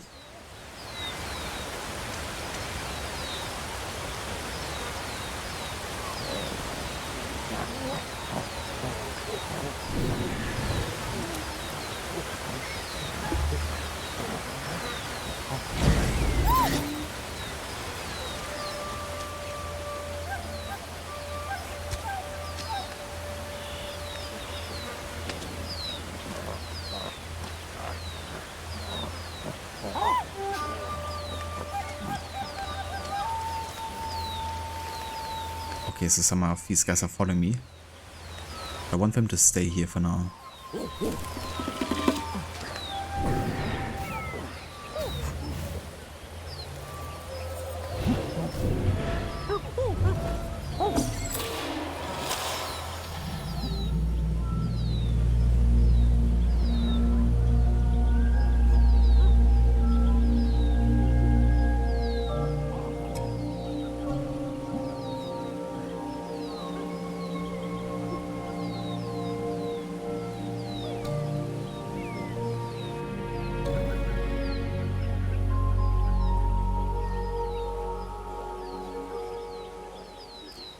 It's definitely interesting also, like even in the last few years, you know, shit.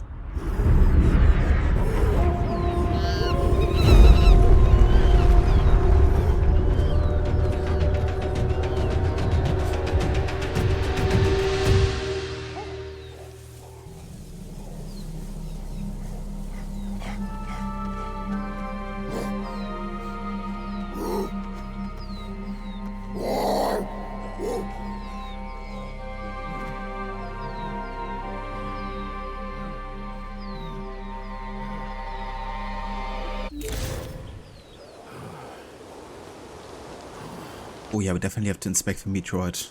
It's gonna give like so much like years we're gonna evolve. It's also quite close here. The thing is, that's like a time-based thing, so if we take too long to find it, then it's gonna be gone.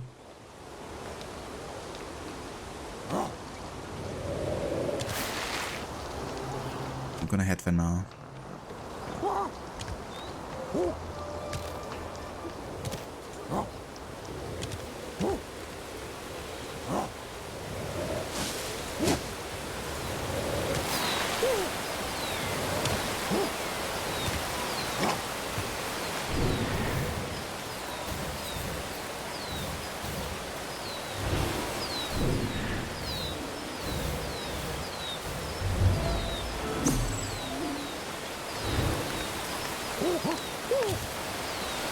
What I wanted to say, it's definitely crazy, like how even in the last few years, you know, there's been so many scientific like new things being found out about evolution and stuff that has completely overturned like anything we knew before. It just goes to show, you know, how little we truly know, even today.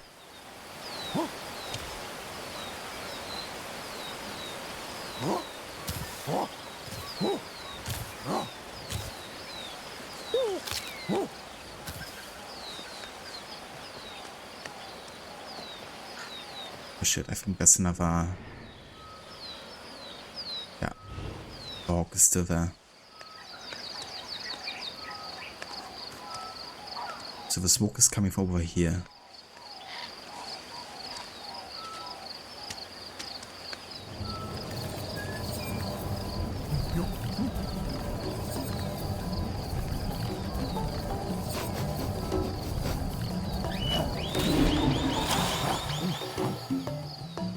Lift up a rock.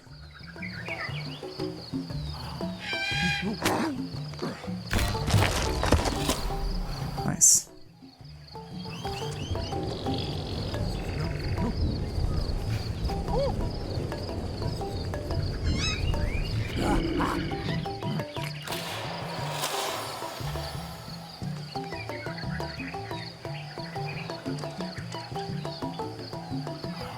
So our stick is already sharp, so we don't need to sharpen it further here.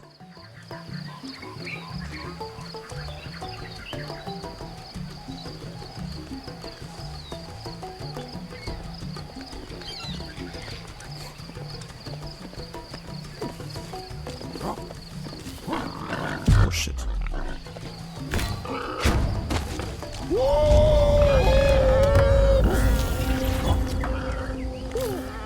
Shit, there's also a snake. Good. To get another weapon here or something.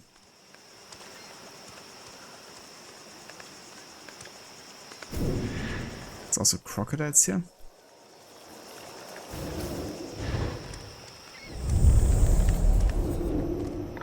Right next to the meteor as well.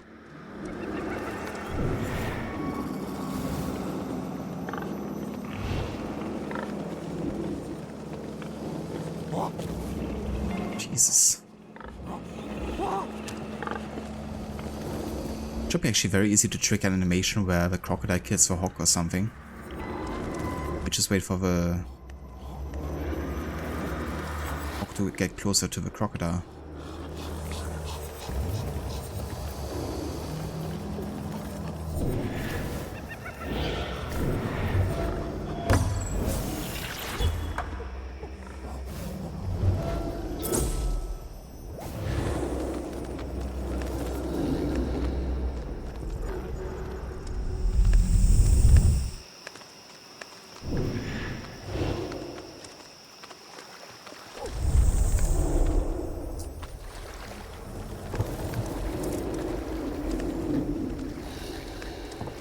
Did I do anything with this here?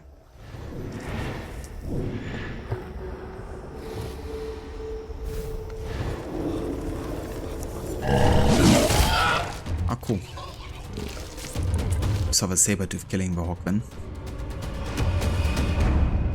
Now the saber-tooth can kill the crocodile, or vice versa.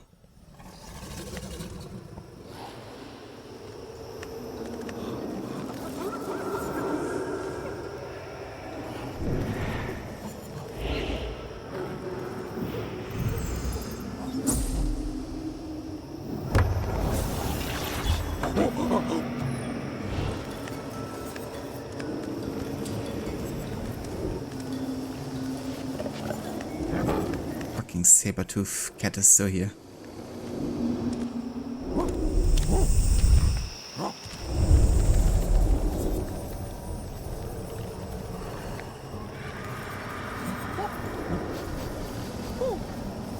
Crocodiles, indeed. Okay, let's see this. Okay, that wasn't good. Oh.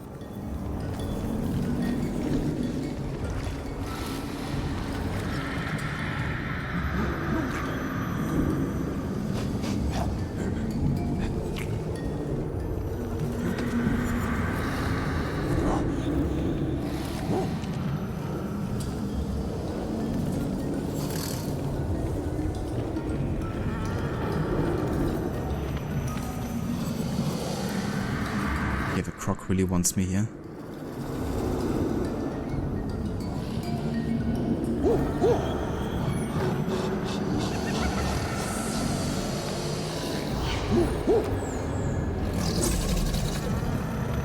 Come on, can't you just go over to your saber-tooth friend? Back here.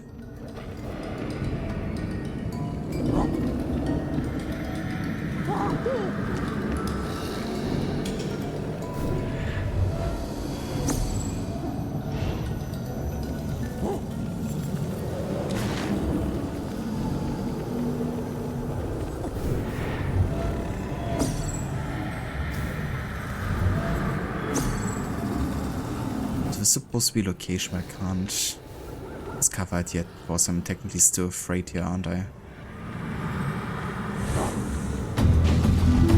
Oh fuck.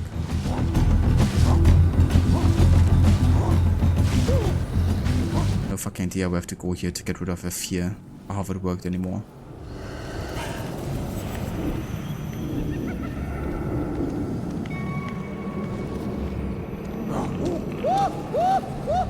Hysteria.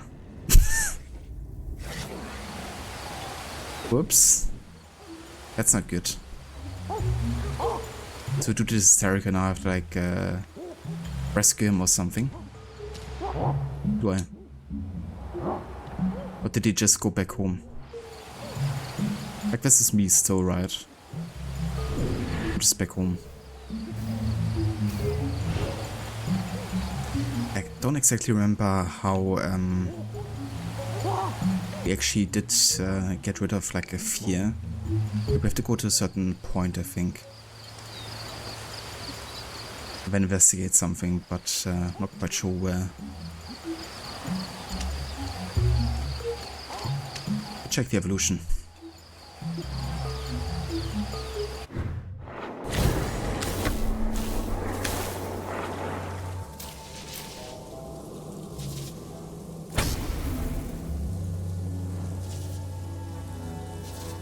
Let's increase the spatial perception.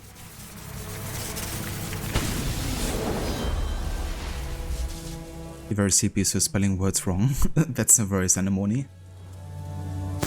I definitely been there.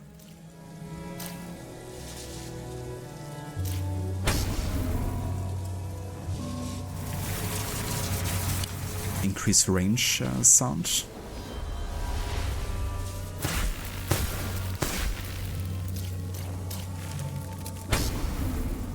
And the detection for the source of an otter is increased.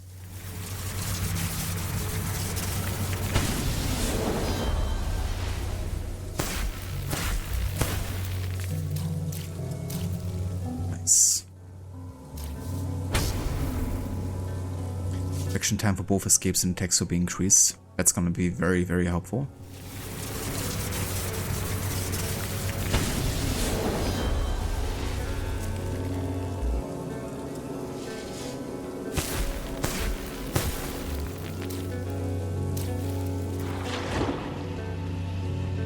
So we could reinforce some more points here. I want to make sure I have one reinforced for every side here, eventually. But we can do that once we actually make the generational leap here, I think. Now the thing is, I'm not sure if I get more reinforcement points than this. I think with a meteoroid we're gonna get. So definitely should get the meteoroid first and then do the reinforcement leap, I think. Yeah, first I gotta actually go ahead and get to the meteoroid.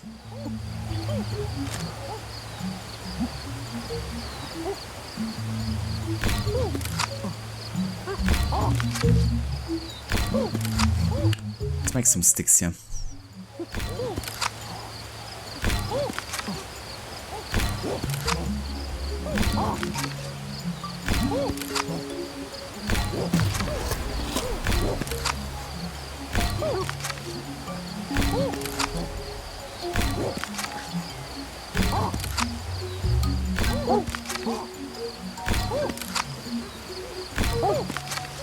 Let's give myself a break here real quick.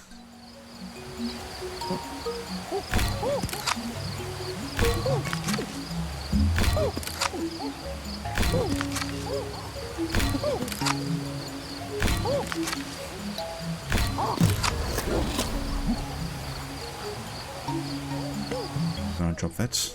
I'm gonna grab another stone. We're gonna crush these together.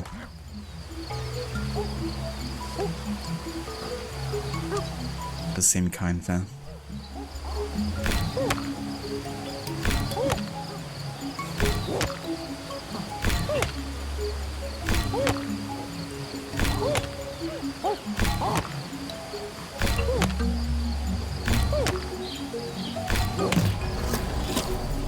There we go. Now we made a sharpened Karnak rock.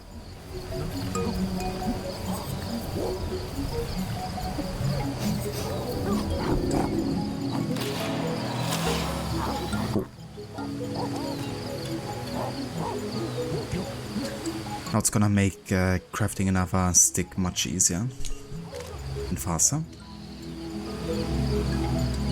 Yeah, sounds good, Anemone. I will do that. I'm just gonna scream. This can only be used to like grind, I guess. Hold up.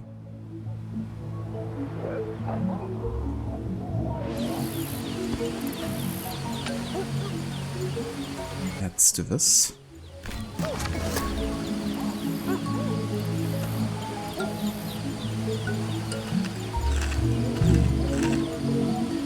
Yeah, that doesn't work. Okay.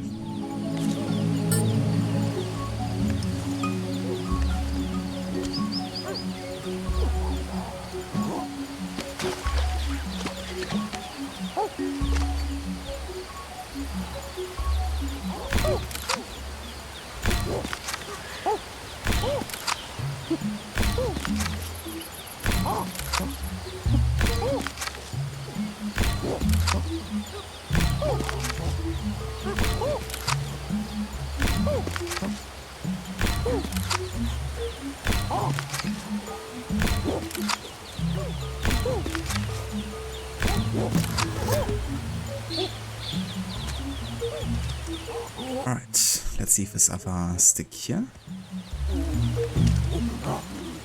And it is time to sleep. But first, let's go ahead and drink some.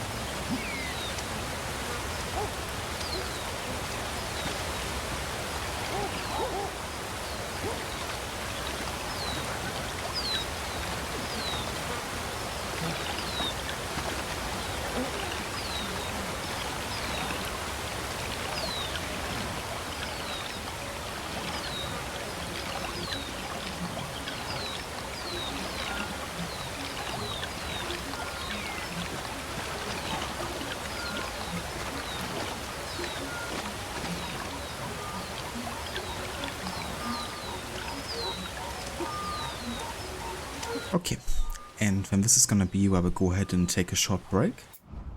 It's not gonna be overly long, probably like 10 minutes or so, 10 to 15. And then we're gonna return and continue here for a little bit more. Looking at the stats here.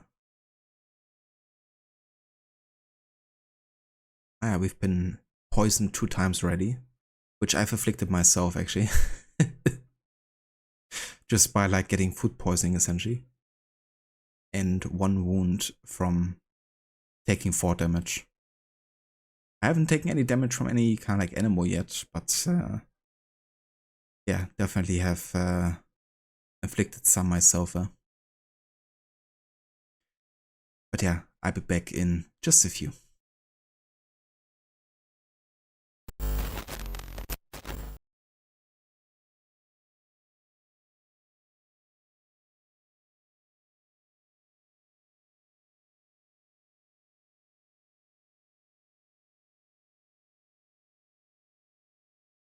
Oh, I actually forgot to change my overlay there. Hold up, let me take care of something real quick. So, be right back. Image slideshow.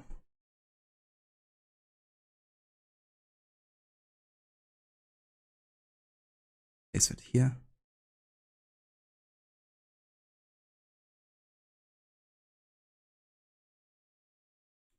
I think I also have to do the same over here.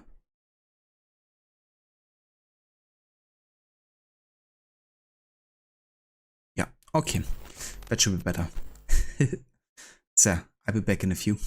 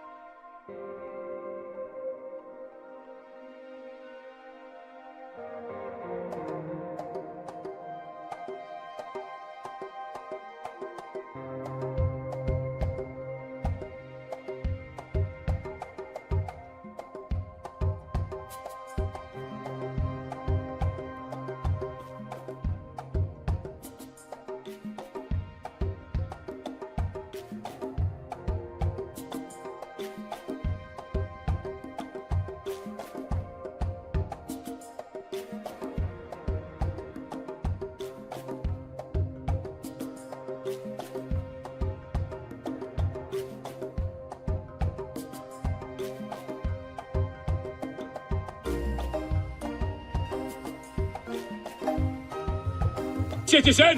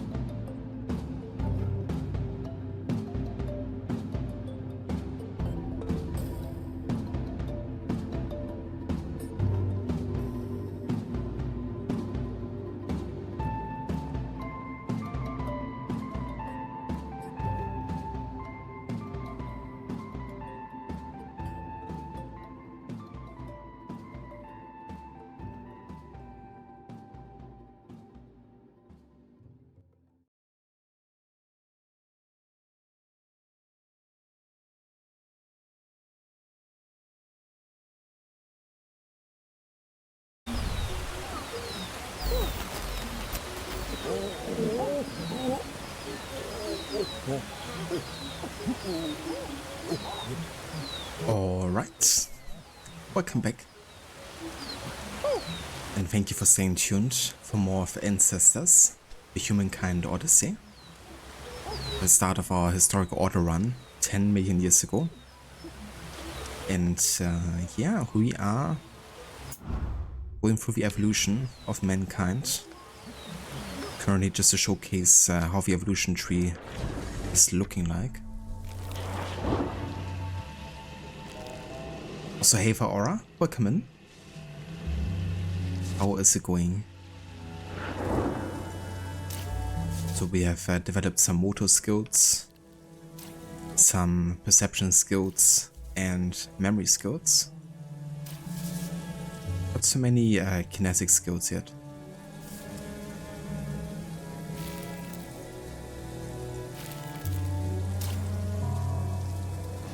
We're learning today. Will this be on the test? It might be, you never know. Better to know it than not to. I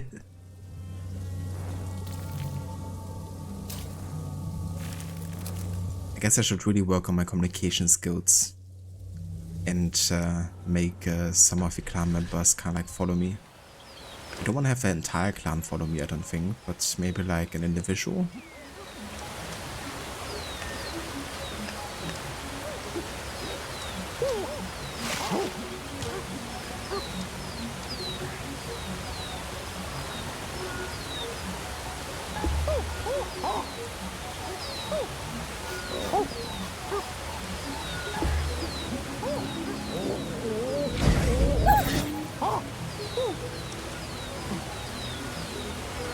That is very true, Aura.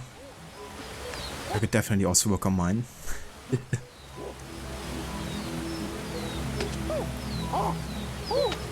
Okay, I'm gonna do a weird piece for now. And I wanna make one of these guys follow me. Follow me. Also get a stick. There you go.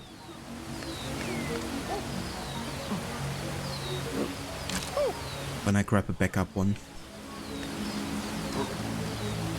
And then we are still looking for the meteoroid. That's dropped.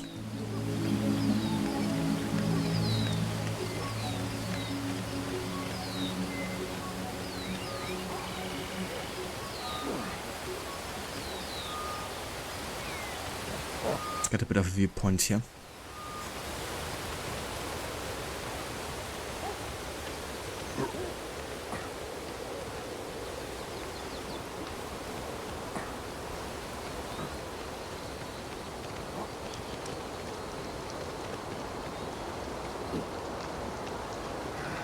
If I could actually see here.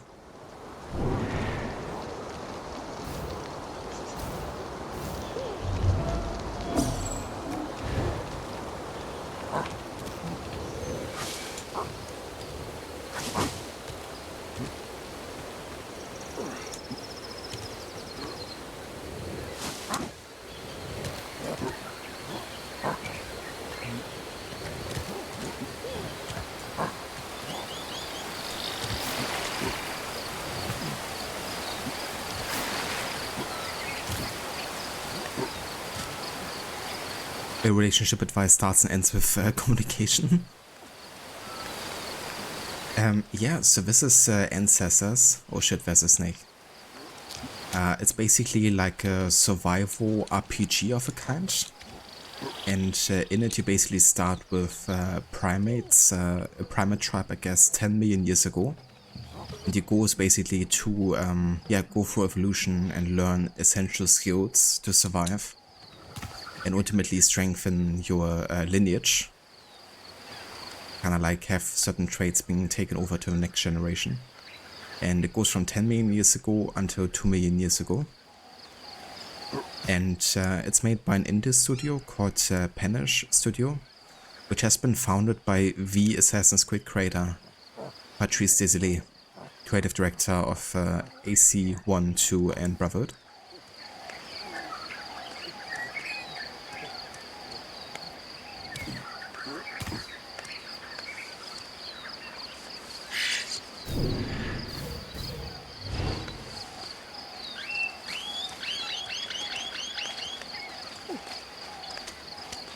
Okay, we're gonna have a look if there's still... Like last time there was a saber-toothed cat and also a crocodile.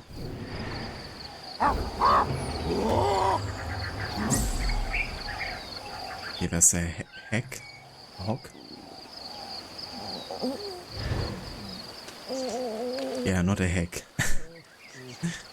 A a heck of Heckwood's quarry, I guess.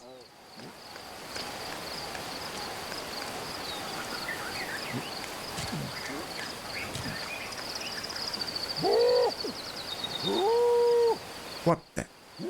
That snake just spawned there.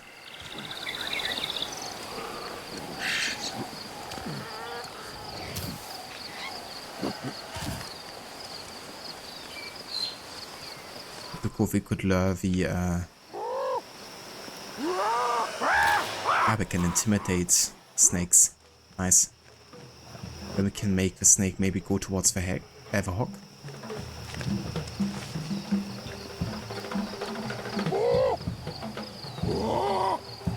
We also intimidated the giant warthog. Nice.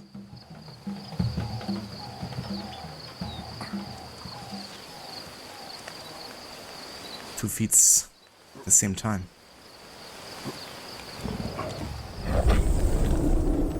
Oh shit.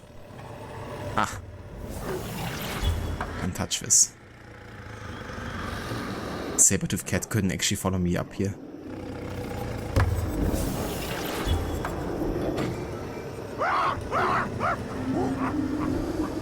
Come on, fuck off. Got my mate here, the saber-toothed cat. I don't think really getting intimidated for this. Oh, it's fine. Oh shit. Yeah.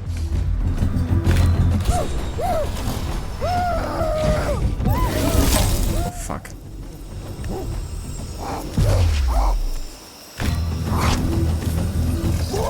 Pet. Come on. I was so hysterical.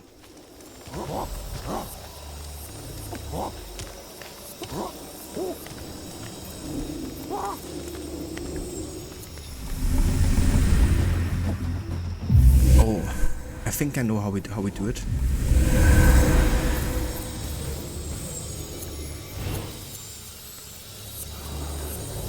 Can I conquer this again? Guess I have to follow these.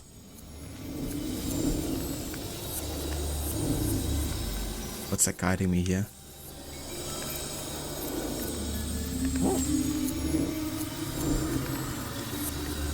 On this side.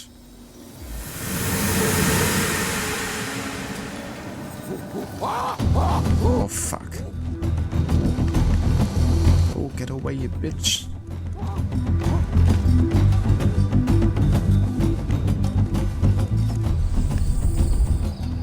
I need to switch my mate because he still has a stick, I think. It's also badly damaged.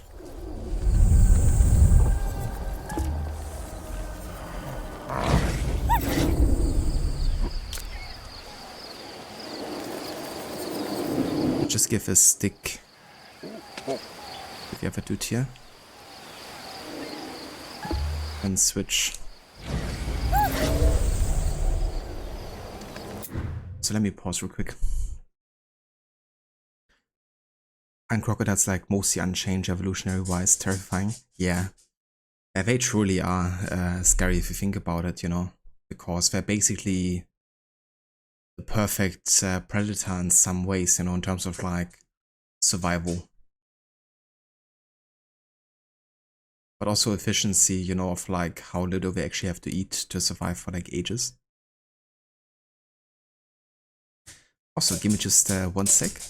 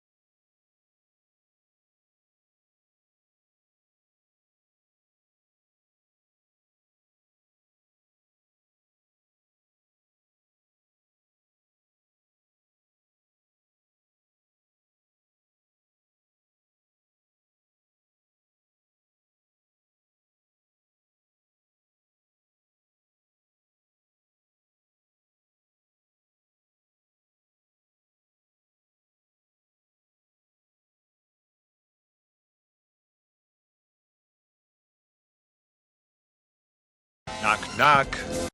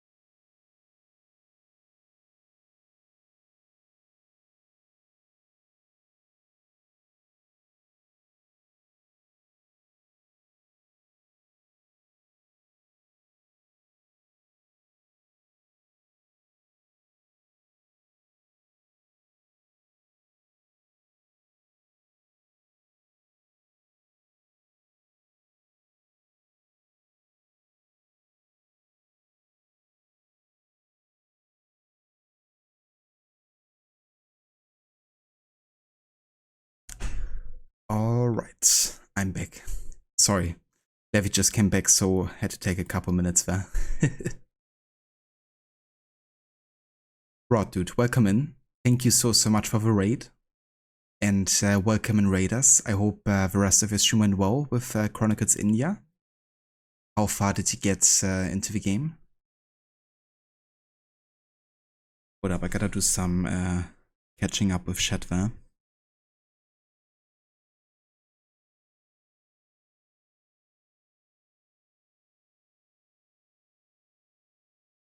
Indiana Varys Aura, definitely take your time with the puppy.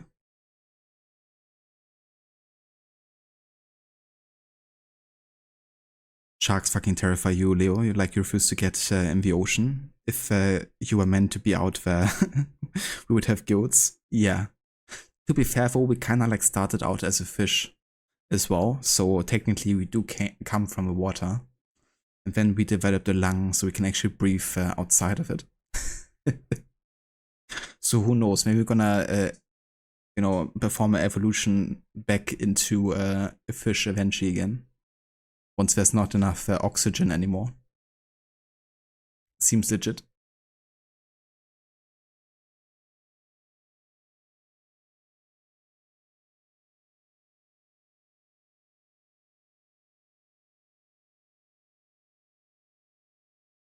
Yeah, the kind of like fear factor and fear scream with the flashing fangs is quite creepy actually. I did a good job I think in this game symbolizing kind of like the more like irrational fear.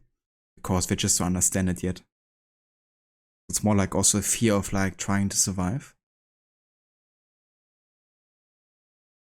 I watched a bit of Archer. I think I watched like maybe the first season.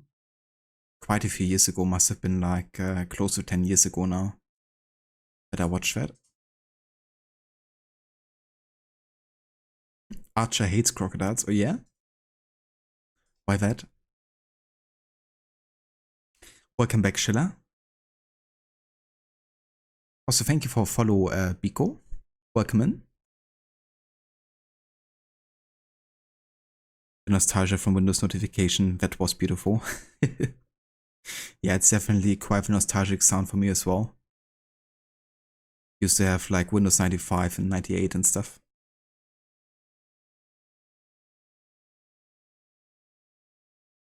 This is a pretty cool animus. Oh yeah, we changed our overlays. So yeah, completely reworked that, I guess, to organize it a bit better. Of course, the game screen is like a bit smaller now, but at least that way I can have the chat displayed also when I have, you know, no HUD runs and stuff.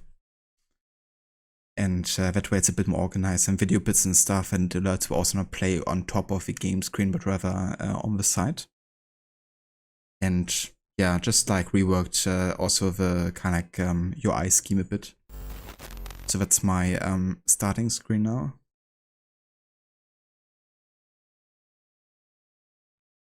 Then we have our back screen.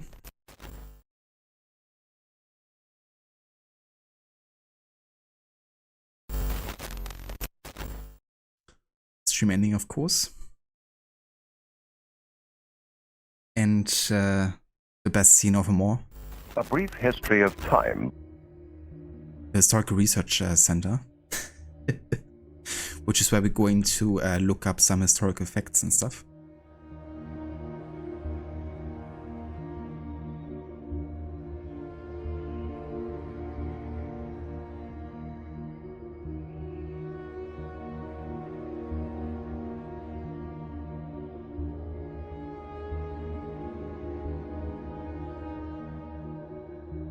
Yeah, we had to take a mini break there. Levi was gone for a day and she brought some stuff from IKEA. And also the Baldur's Gate 3 Collector's Edition arrived, so we kind of did a short unpacking of that. We're gonna do some extensive unpacking later and really look at all the extras, extra goodies and stuff.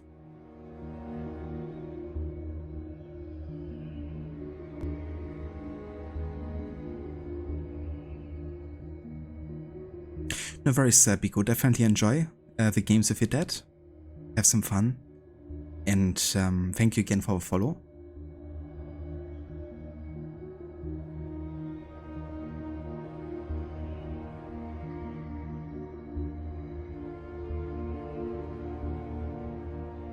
Cleaned your home too after a bit after yesterday, besides a little brat who demanded a lot too. Now you're resting? Definitely hope you're enjoying it so far, Anemone. But yeah, the little brats. I know all about those. And yeah, my stream has been very good, Rod, for sure. Been enjoying it so far. Definitely been progressing much faster than on my first playthrough, that's for sure, because even though it's been like 4 or 5 years now that I actually played this game last, I still definitely remember quite a few like core mechanics. So whereas in the first playthrough I had like trouble even like surviving, now I am already like, you know, fighting kind of like animals and taking care of all the different mechanics quite early. So yeah, it's definitely good to be back. I kind of miss this game, I have to say. It's certainly very unique in like what it's trying to portray.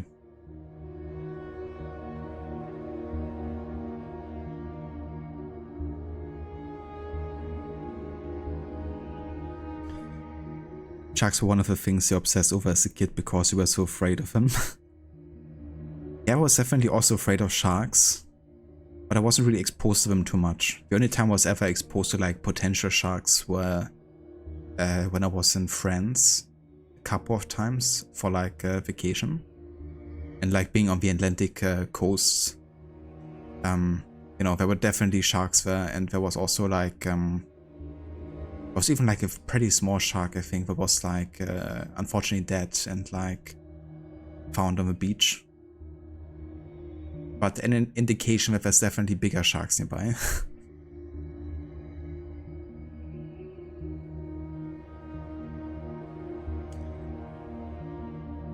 But the stream went well, you got stuck in memory 4 trying to find one animal shard you had left. Took 3 runs through to finally find it. It was hidden below a climbing spot near the end of a level, and then you just had to redo it from the start to get the second upgrade based on how quick you go through it. I see. Yeah, that's how it is sometimes with the Chronicles games, you know. It can be quite tricky to get the 100%. The worst thing is if you're trying 100% and on top all the achievements. Especially the one where you have to play through India without taking any damage whatsoever. Because the game is quite weird in like how it treats checkpoints and like when you supposedly took damage.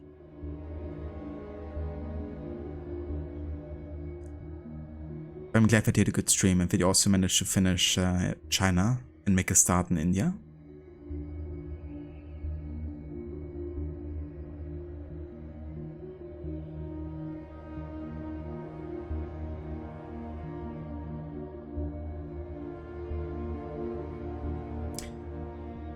Archer's a bit about crocodiles, and he also caught some the perfect predator. He's terrified of him. I don't blame him, because I would definitely also be terrified of crocodiles. To be fair.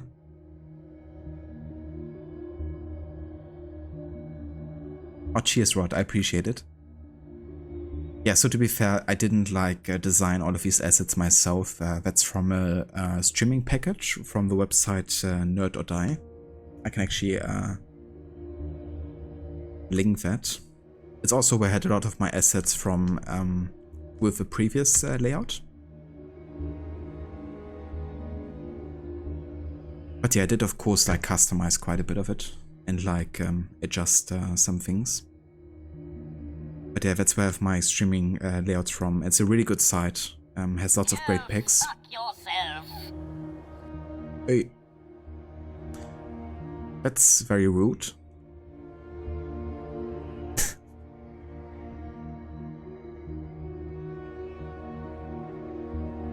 Filthy necked-eared! You filthy necked-eared. How's it going, Seraph? Of use of the music from Unity. Yeah, I put a couple different ambient ambient kind of like samples from the enemies in it. So I had I have like all the different enemies themes essentially from all the different AC games put in there. And I also plan on using some other kind of like menu music that might fit it. It's gonna switch between like different themes.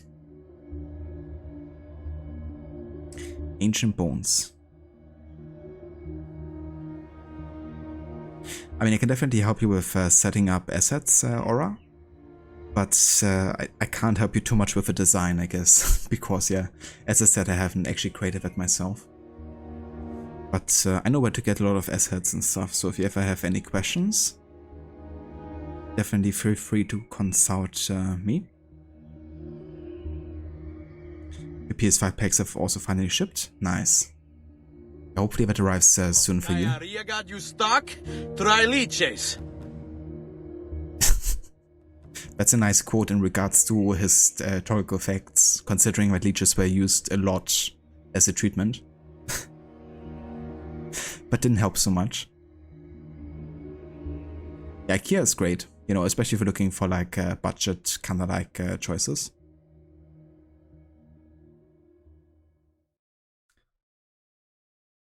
Yeah, I was thinking the same thing because I remember you also being there my first Ancestors playthrough, I think. I don't even have a recording of it anymore because it was before I even started uploading stuff to YouTube, which was almost 4 years ago now at this point. I started uploading to YouTube when I played Ghost of Tsushima and AC Valhalla and Watch Dogs Legion for the first time at the end of 2020. So it was well before that point that I played Ancestors.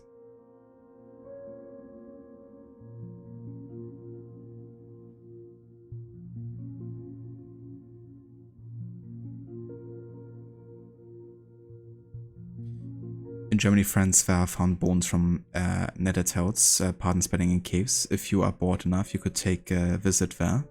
For sure. I mean, I'm living in Germany, so that wouldn't be very far from where I am.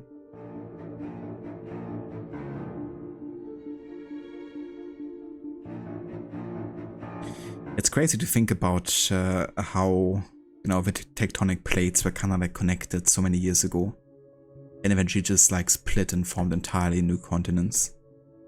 In general, it's crazy to think about how we even got to this point we're living in now, because it's very easy to forget about, but it's just like so many coincidences, you know, that had to happen for us to even be alive at this point.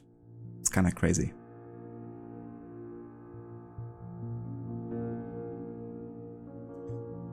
Or you lived in Southern California, so was like a possibility, but never went to be to the beach. You just read about them and laid awake worrying about them. Fair enough. I don't blame you for not wanting to get too close to them. So I guess a surfer career was never a question. Yeah, Rod, the achievements were so ridiculous I had to give up on them eventually. At least on the last few.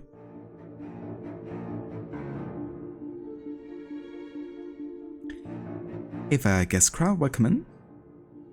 How's it going?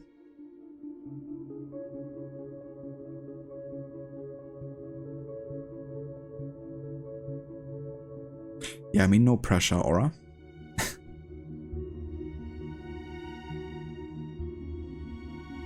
Insane? Try leeches. We're just gonna insert them on your brain. We're gonna suck out your brain juice, and clearly that's gonna help with insanity. 100% confirmed. It's gonna be one of the treatments I'm gonna refer to in Astrologessa. This game here in 1592. Because there you play someone who's a doctor, but at the same time you also consult the stars to give treatments. And a good bleeding is definitely something he also suggests a couple of times.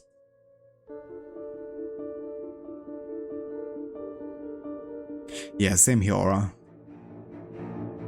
At this point, a lot of my furniture is indeed from IKEA. Resqueeze and patches. Try leeches. That's actually still my request card in Parcher sound bit variation. It's just very rare to trigger. Resqueeze and patches. Nothing is true, everything is IKEA. Also, sorry about the video bit not showing up there, Rod. Let me just go over here. And I'm gonna redeem that for you.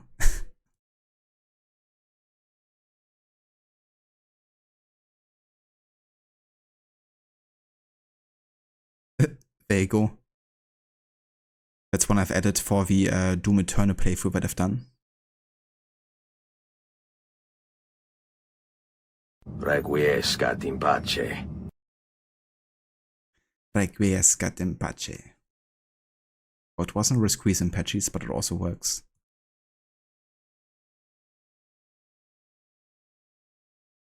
But yeah, let's go back into the game, shall we?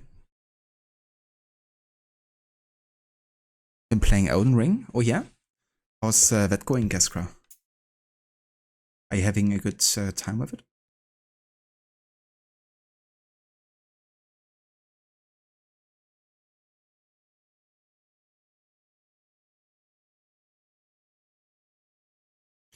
Nothing like a good home ahead. Yeah, that's also what Robespierre thought as well. It's very good. It's quite large, however. Yeah, that's what I heard as well. Elden Ring being like probably the biggest Souls-like game yet.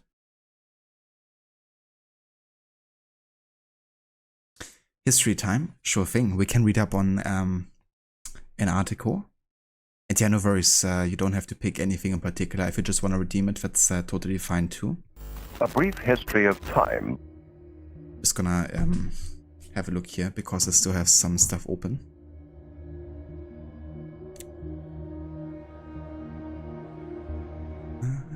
Could you show my mouse, please?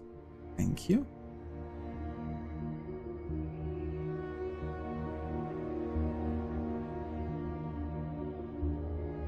Actually, hold on, let me check something in the game real quick.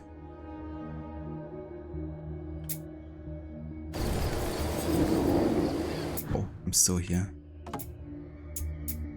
Stats.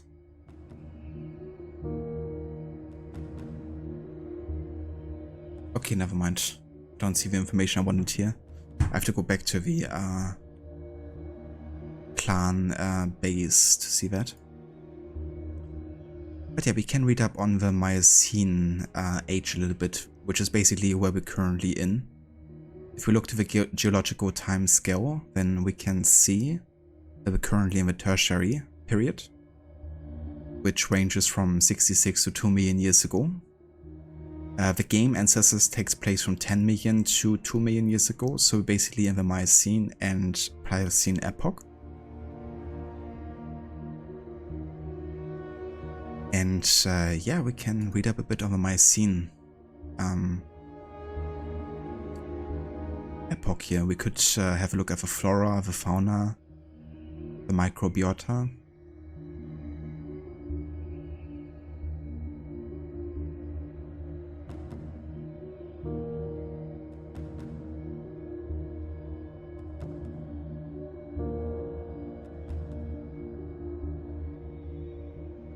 Okay, let's have a read up on the flora. I'm gonna read up this here.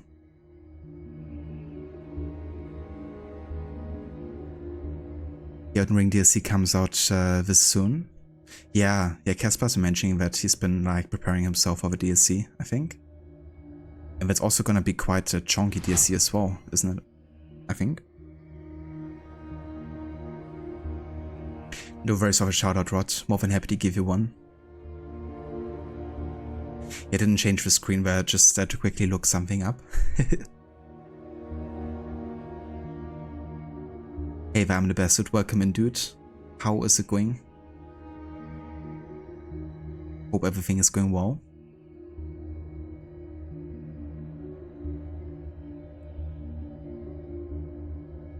Alright, so. The co-evolution of gritty, fibrous, fire-tolerant grasses and long-legged, gregarious ungulates with high-crowned teeth led to a major expansion of grass-grazer ecosystems. Herds of large, swift grazers were hunted by predators across broad sweeps of open grasslands, displacing desert, woodland, and browsers. A higher organic content and water retention of a deeper and richer grassland soils with long-term burial of carbon in sediments produce a carbon and water vapor sink. This, combined with higher surface albedo and lower evapotranspiration of grassland, contributed to a cooler, drier climate. Grasses which are able to assimilate carbon dioxide and water more efficiently than sea-free grasses expanded to become ecologically significant near the end of the Miocene between 6 and 7 million years ago. The expansion of grasslands and radiations among terrestrial herbivores correlates to fluctuations in CO2. One study, however, has attributed the expansion of grasslands not to a CO2 drop, but to the increasing seasonality and aridity, coupled with a monsoon climate which made wildfires highly prevalent compared to before. The late Miocene expansion of grasslands had cascading effects on the global carbon cycle, evidenced by the imprint it left in carbon isotope records. I remember your first play of this game. Hope it's going good for you too. Thank you so much, I'm the Basut. I appreciate the resub, thank you very, very much. Glad to hear that it's going well. And yeah, it's been like a long time. Let me actually have a quick look here when it actually was. And yeah, it's going good, dude. It's great to be back with this game, because I quite missed it, I have to say. The first time was a bit more stressful because I didn't know about a lot of the mechanics and how to survive, but now I'm basically going to the game like ready to take down any animal I come across, essentially.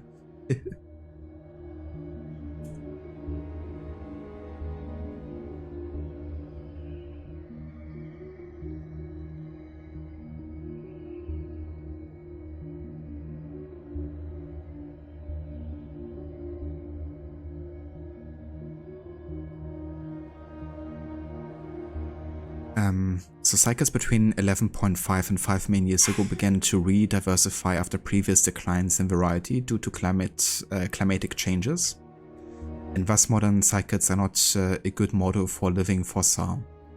Eucalyptus fossil leaves occur in the Miocene of New Zealand, where the genus is not native today, but have been introduced from Australia. So there you go. That's a bit of history time for you there, Rod.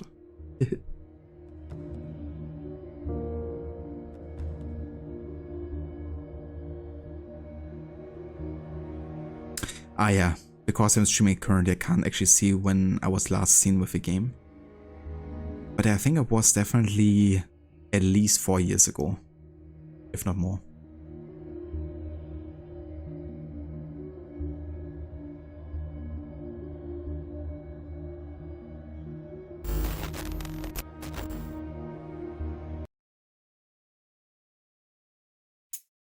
Alright.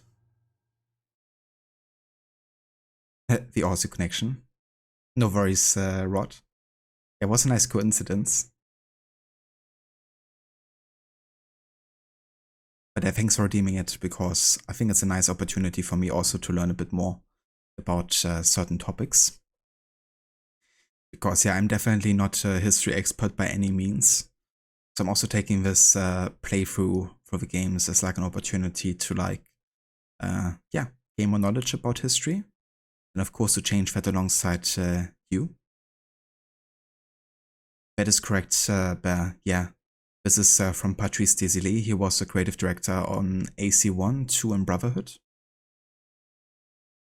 And when he left Ubisoft, he created his own indie development studio called Panache Studios, I think. And yeah, this is the first game that was released under him. So we're currently in a bit of a tricky situation because we're like in a fear zone, so we have to like deal with some enemies here.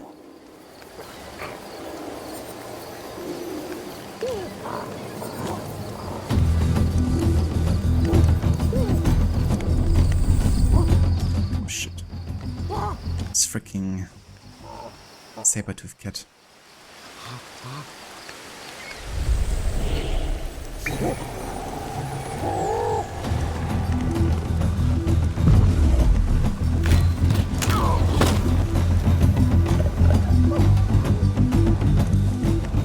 away.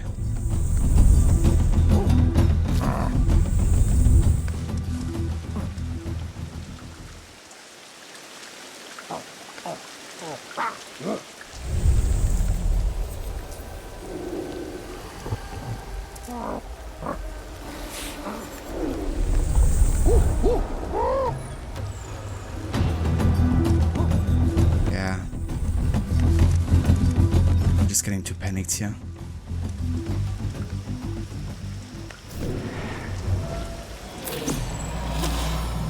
Let's discover this place. It's gonna give us another potential base too. A big swamp.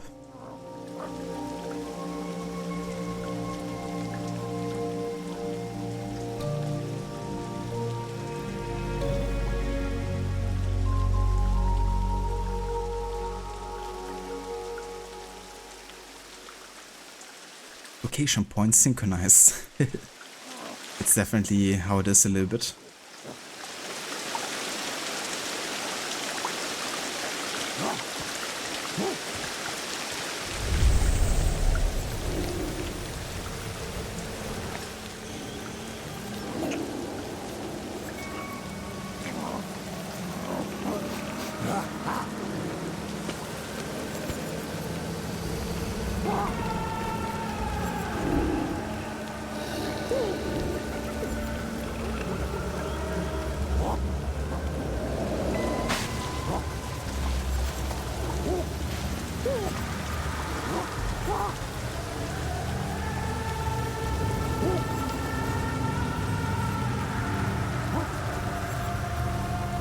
Conquer E4. There we go. Working, finally.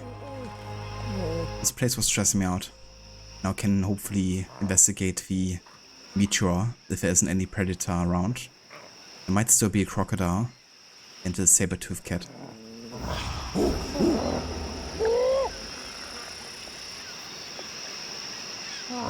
I can't hear anything at least. Let's go.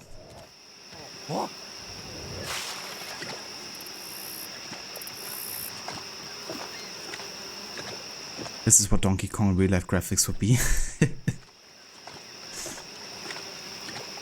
Wouldn't mind like a 3D Donkey Kong game like this. Nowadays. I used to play one on the Game Boy all the way back.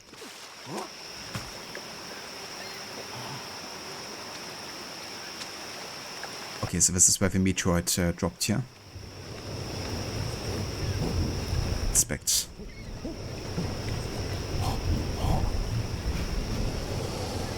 Oh shit, there's a snake nearby.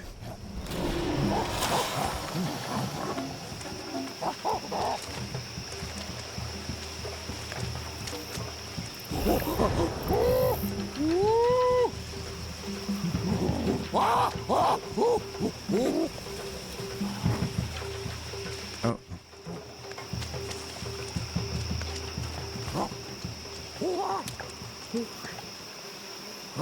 Where is it?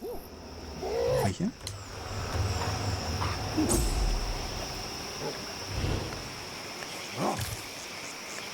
I mean, actually was a crocodile.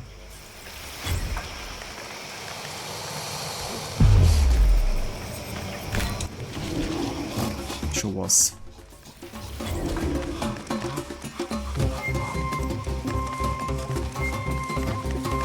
Away, bitch.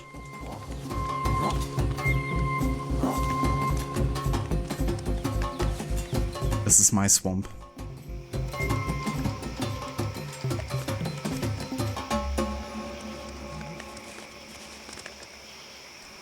Okay, let's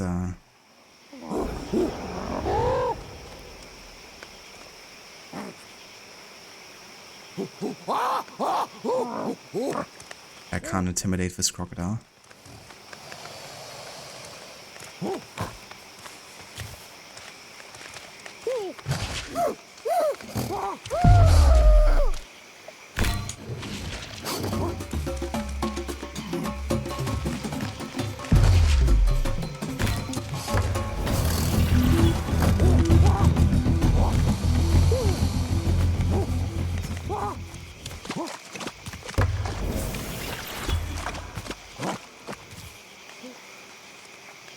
there's a stick.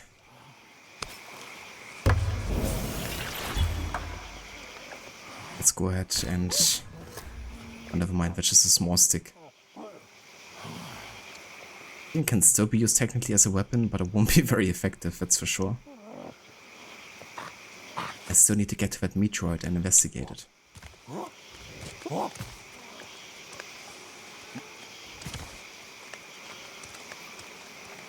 But of course there's like tons of predators around the meteoroid.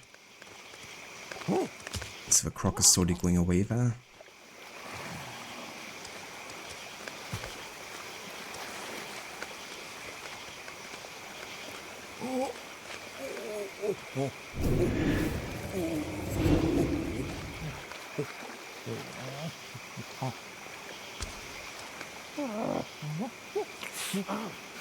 So that's the emerald, right? Where did I put the meteoroid?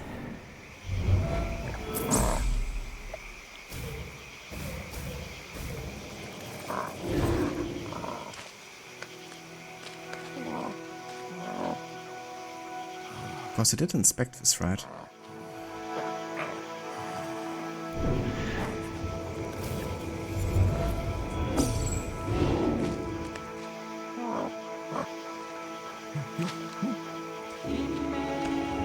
Is that it?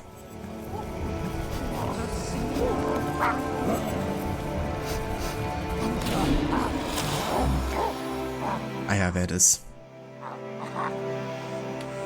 Nice.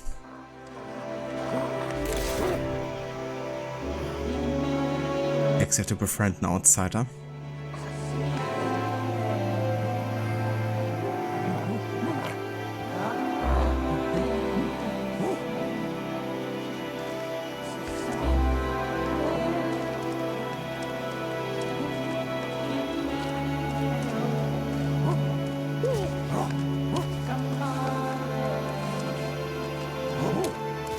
Okay, I think it's time we go back to our home base.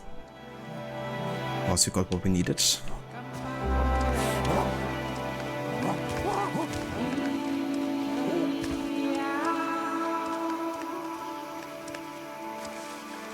I should keep this meteoroid as well, so I'm gonna give both the emerald and the meteoroid to two individual clan members here.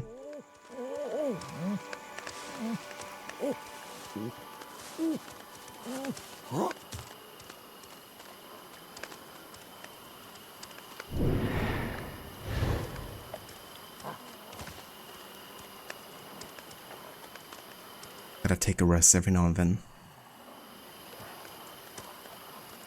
Should maybe also go and eat and drink soon.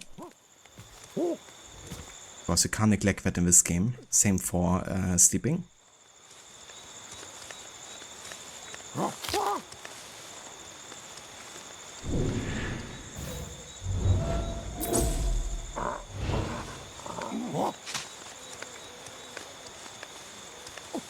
You could imagine Maxi streaming this game and his David Attenborough impression being done.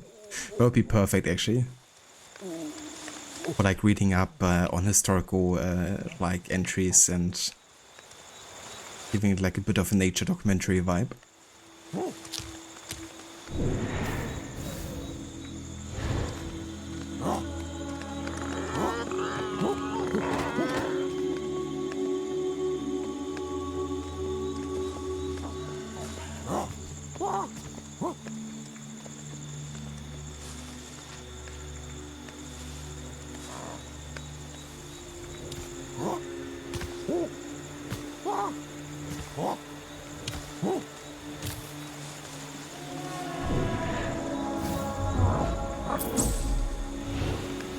Okay, so my clan settlement is over here.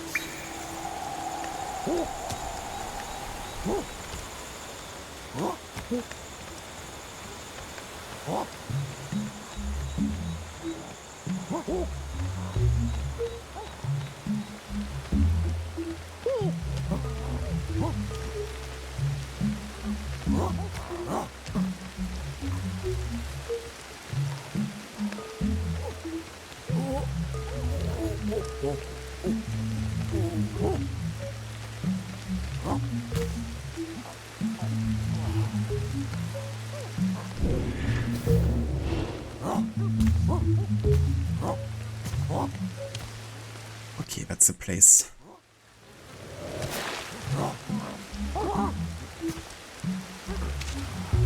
Time to rest and stuff. So we're gonna give Metroid here. And the Emerald we're gonna give another person.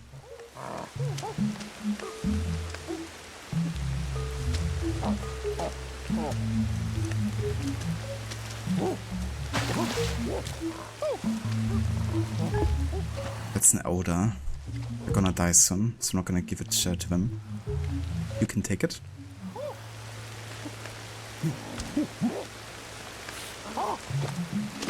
Alright, let's go ahead and drink some water.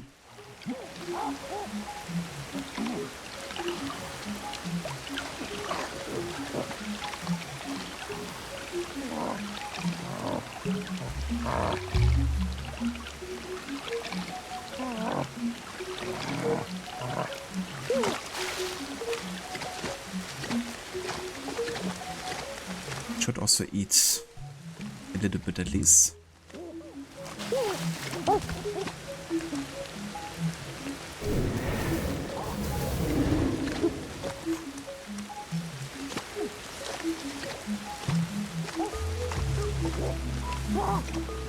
There's much to eat here anymore right now, though.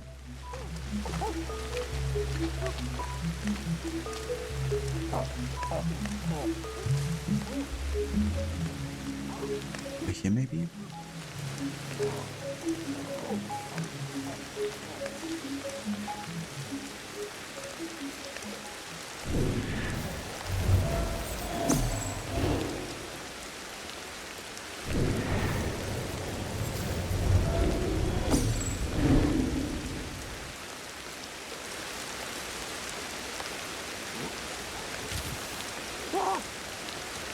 Let's just go ahead and sleep for a bit.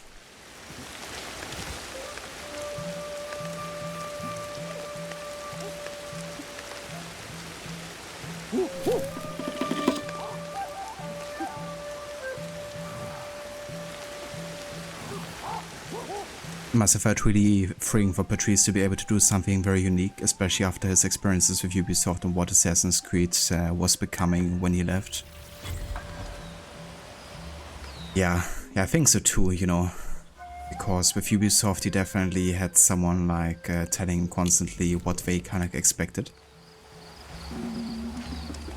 And now he's like really his own boss in a way, you know. Like, yeah, he still of course has kind of like a publisher probably that will, you know, tell him to do certain things, but he would still have a lot more freedom in this new studio that he created.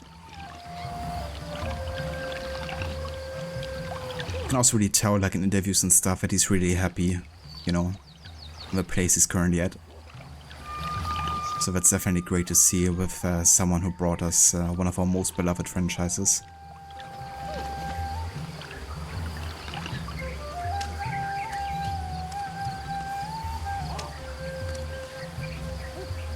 Okay, I still need food. Give me food. I need to eat.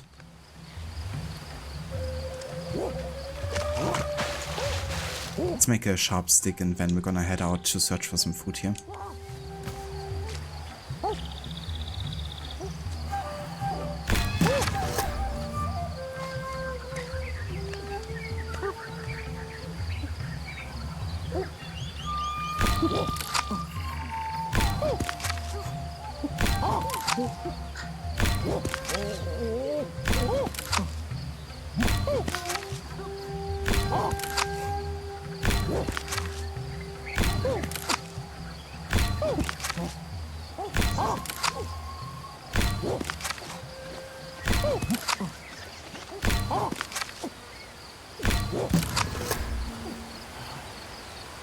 Nice. I'm actually gonna drop this here. We're gonna have a look at the evolution menu. Because I'm sure we can increase some stuff here.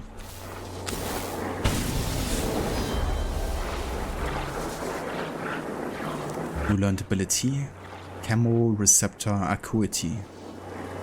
The range for detection of the source of an odor is increased.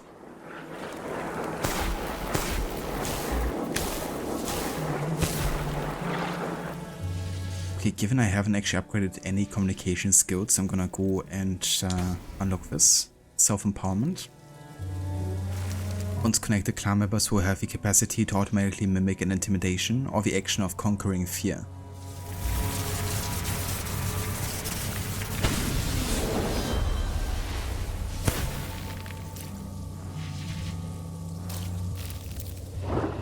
So currently we have 4 reinforcement points. Now it's not really a point in like getting more of these unlocked, I guess, right now. If I can only reinforce so many.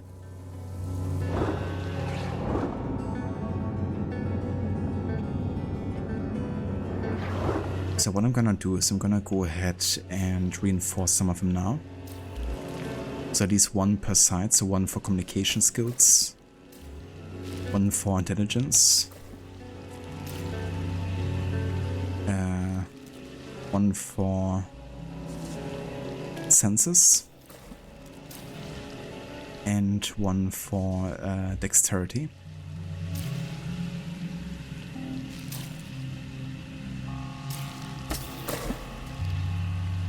Then we can change generation, and then these abilities will basically be locked in for the next generation and are guaranteed to immediately be available to us.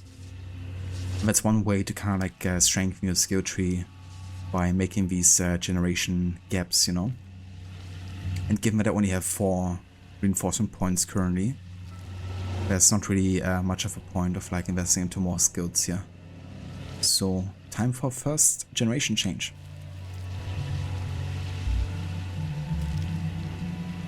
The neurons that haven't been reinforced will lose their energy and will have to be refilled, or unborn babies will be lost.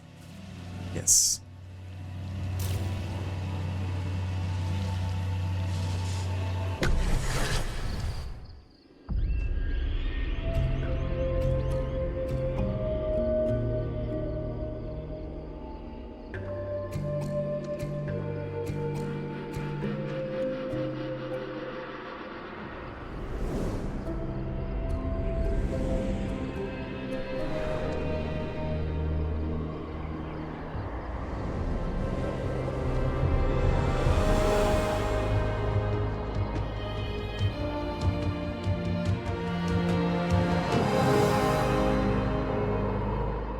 Years later.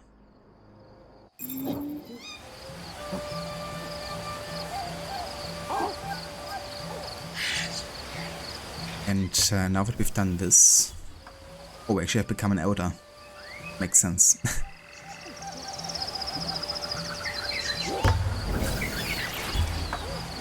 Let's make some children, I guess.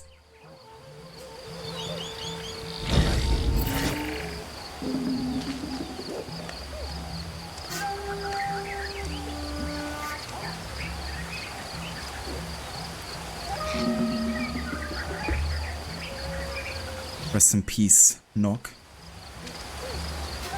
You were real one. Okay, there's a single female. Gonna go ahead and try to groom her.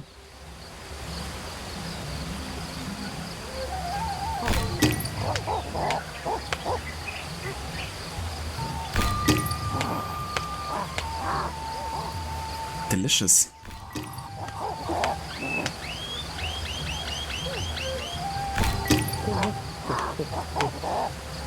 Wait, am I already in a relationship? Because I can't actually groom her for some reason.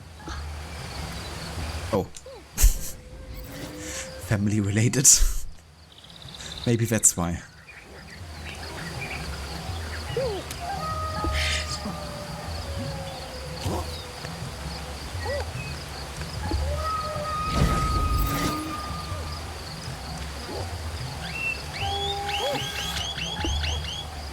Okay, this one I can groom. Alabama. Sweet home Alabama, isn't it?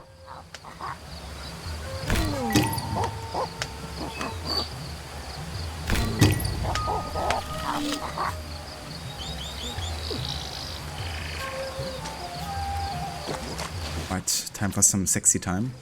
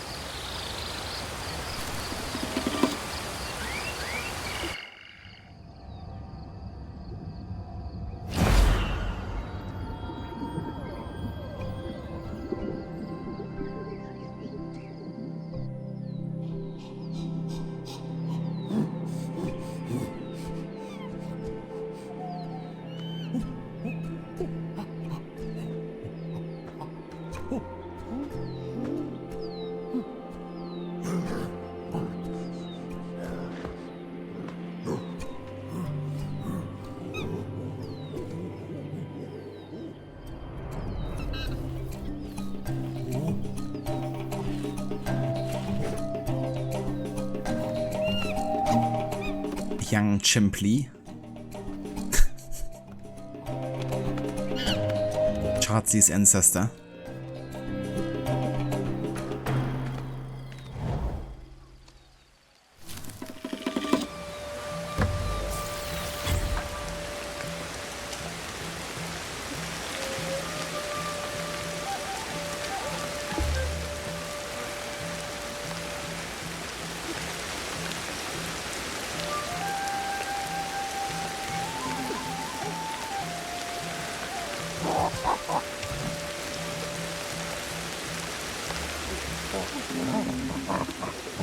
Putting Bloodhound game music on. Perfect. That's a baby. It sure is. And we're gonna give birth once more. Now this time we are... Can I skip it? Yeah. Skipping it.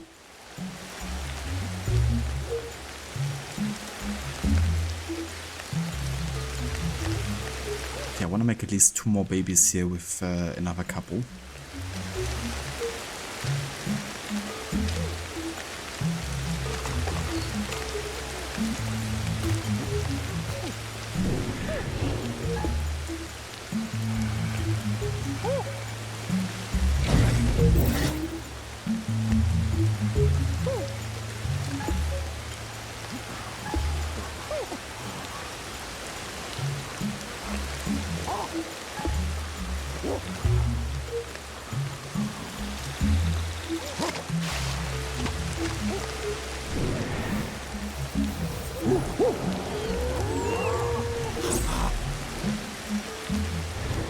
Let's just do like a family gathering here.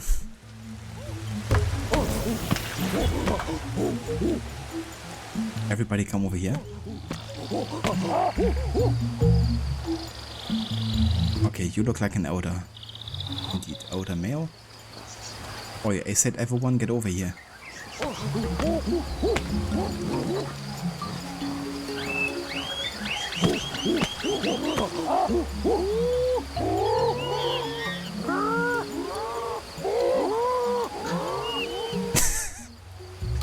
Communication is so funny in this game.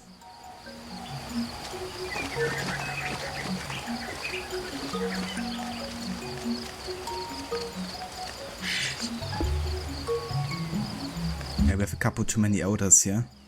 Definitely need to find some outsiders. Was the only young ones here.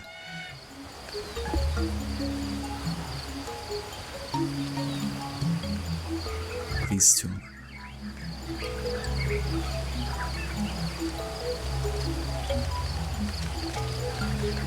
Should have made more babies, I guess, in the previous generation.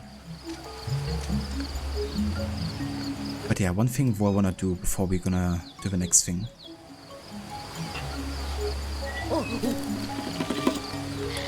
wanna lie down and have a look now at the evolution tree.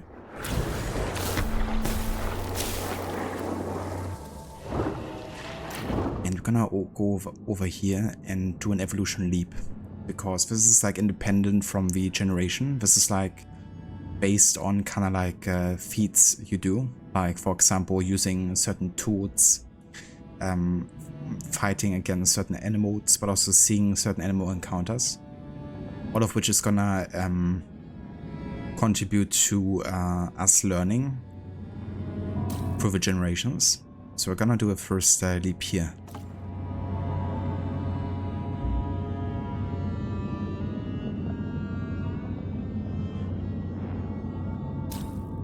Yeah, let's do it.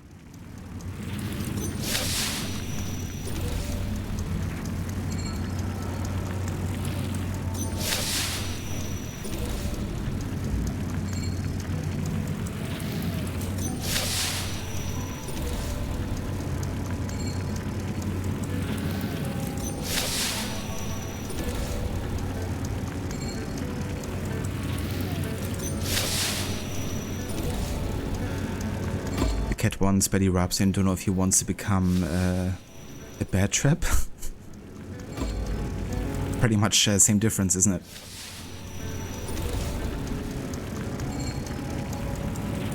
Every time a chimp starts, you want to move through the house like them. Stop being around dragging a knuckles across the floor. I mean, maybe that's a Corvin aura. Return to monkey.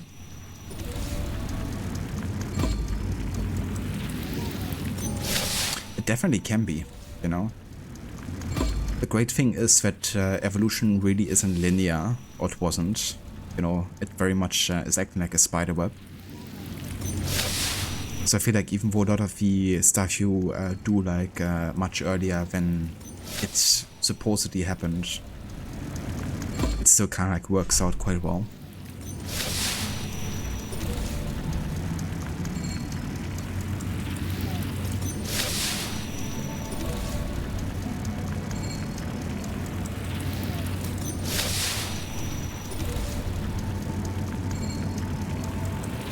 Yeah, that's true aura. Just kind of referencing the Return to Monkey meme. If you know about that one.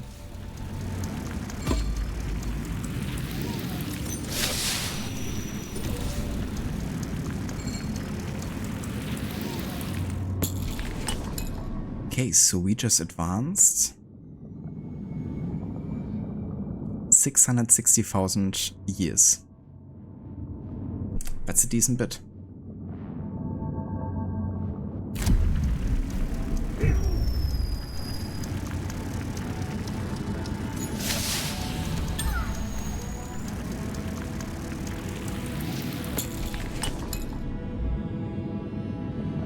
Okay, there are 2 deaths here, so minus 25 total.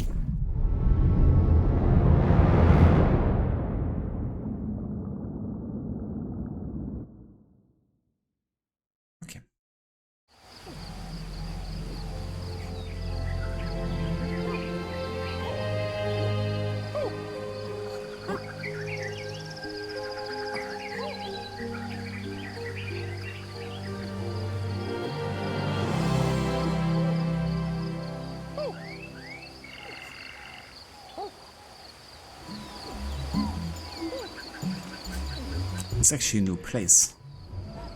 I don't know when you spawn a place you haven't been to yet. The Cascade Oasis. Nice.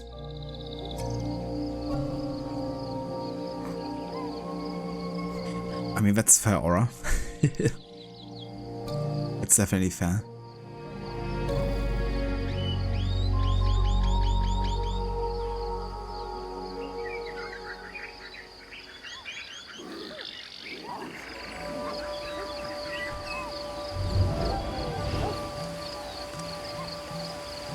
Alright, so with the first generation leap done, I think this is a good point to actually go and stop and continue here next time.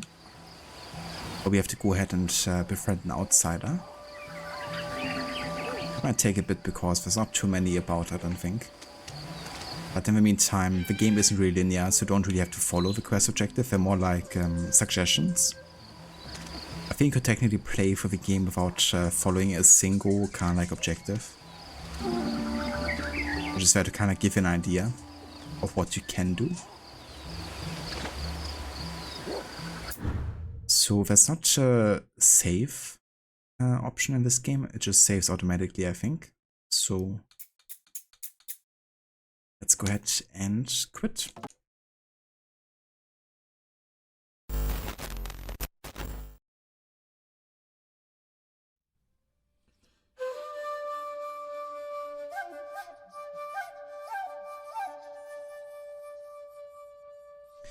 Thank you all for joining for the start of our historical order run of all kinds of games. Yeah, we're gonna come back to this soon. Might even do it tomorrow. Have to think about. We're currently also playing some Trials Rising, but that's more of a shorter casual game, so I might just do that on Wednesday. But yeah, that was fun. I have to say, I really miss this game. It's just very, very different to any other game, really, that I play. I don't really play many survival games in general, I guess, but yeah, the whole like idea behind it, I really, really enjoy, I have to say. So I can't wait to continue. Play more of it. I think my first playthrough of this, I spent over 40 hours. I assume this playthrough is gonna be shorter, because I already have done like triple the amount of stuff I probably have done in my first ever session of this game. Just because I already have a bit of knowledge, I guess, of how certain mechanics work. Yeah, we're gonna see.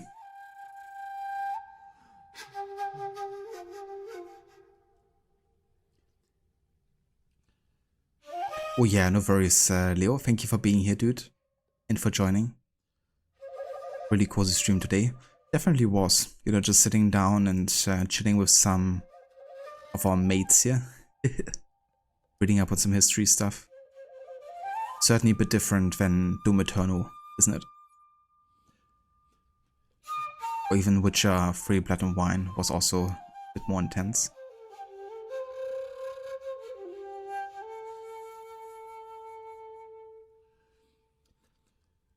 Absolutely rot, for sure. Yeah, that's the thing, right? Like, a lot of the games on my list aren't really historically accurate or like super authentic. But they're definitely gonna depict different realities, as you say. And interpretations, I guess, of different historical settings. So it's gonna be cool to like learn about them and also like see where the games might differ from, you know, what we believe to be historically accurate and stuff. It's gonna be good to like really dive into it and work our way through the history of Humankind. Thanks again also for the raid earlier, Rod. I really appreciate it.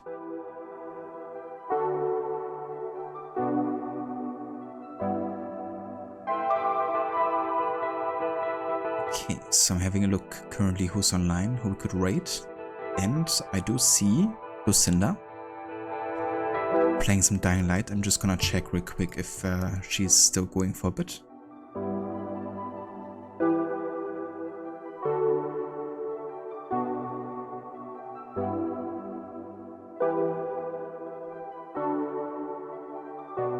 Going from one parkour focus game to another, isn't it?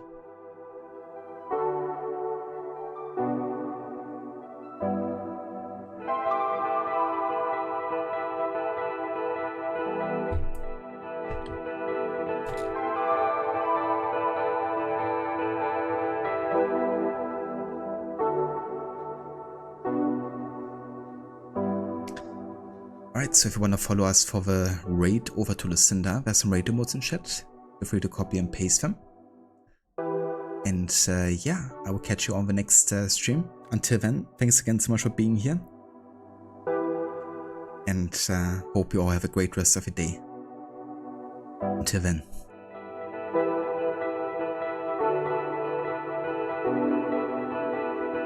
Hey there, Avi. Hello and goodbye. Hope you're doing well, dude. Catch you next time, Rod. Take care.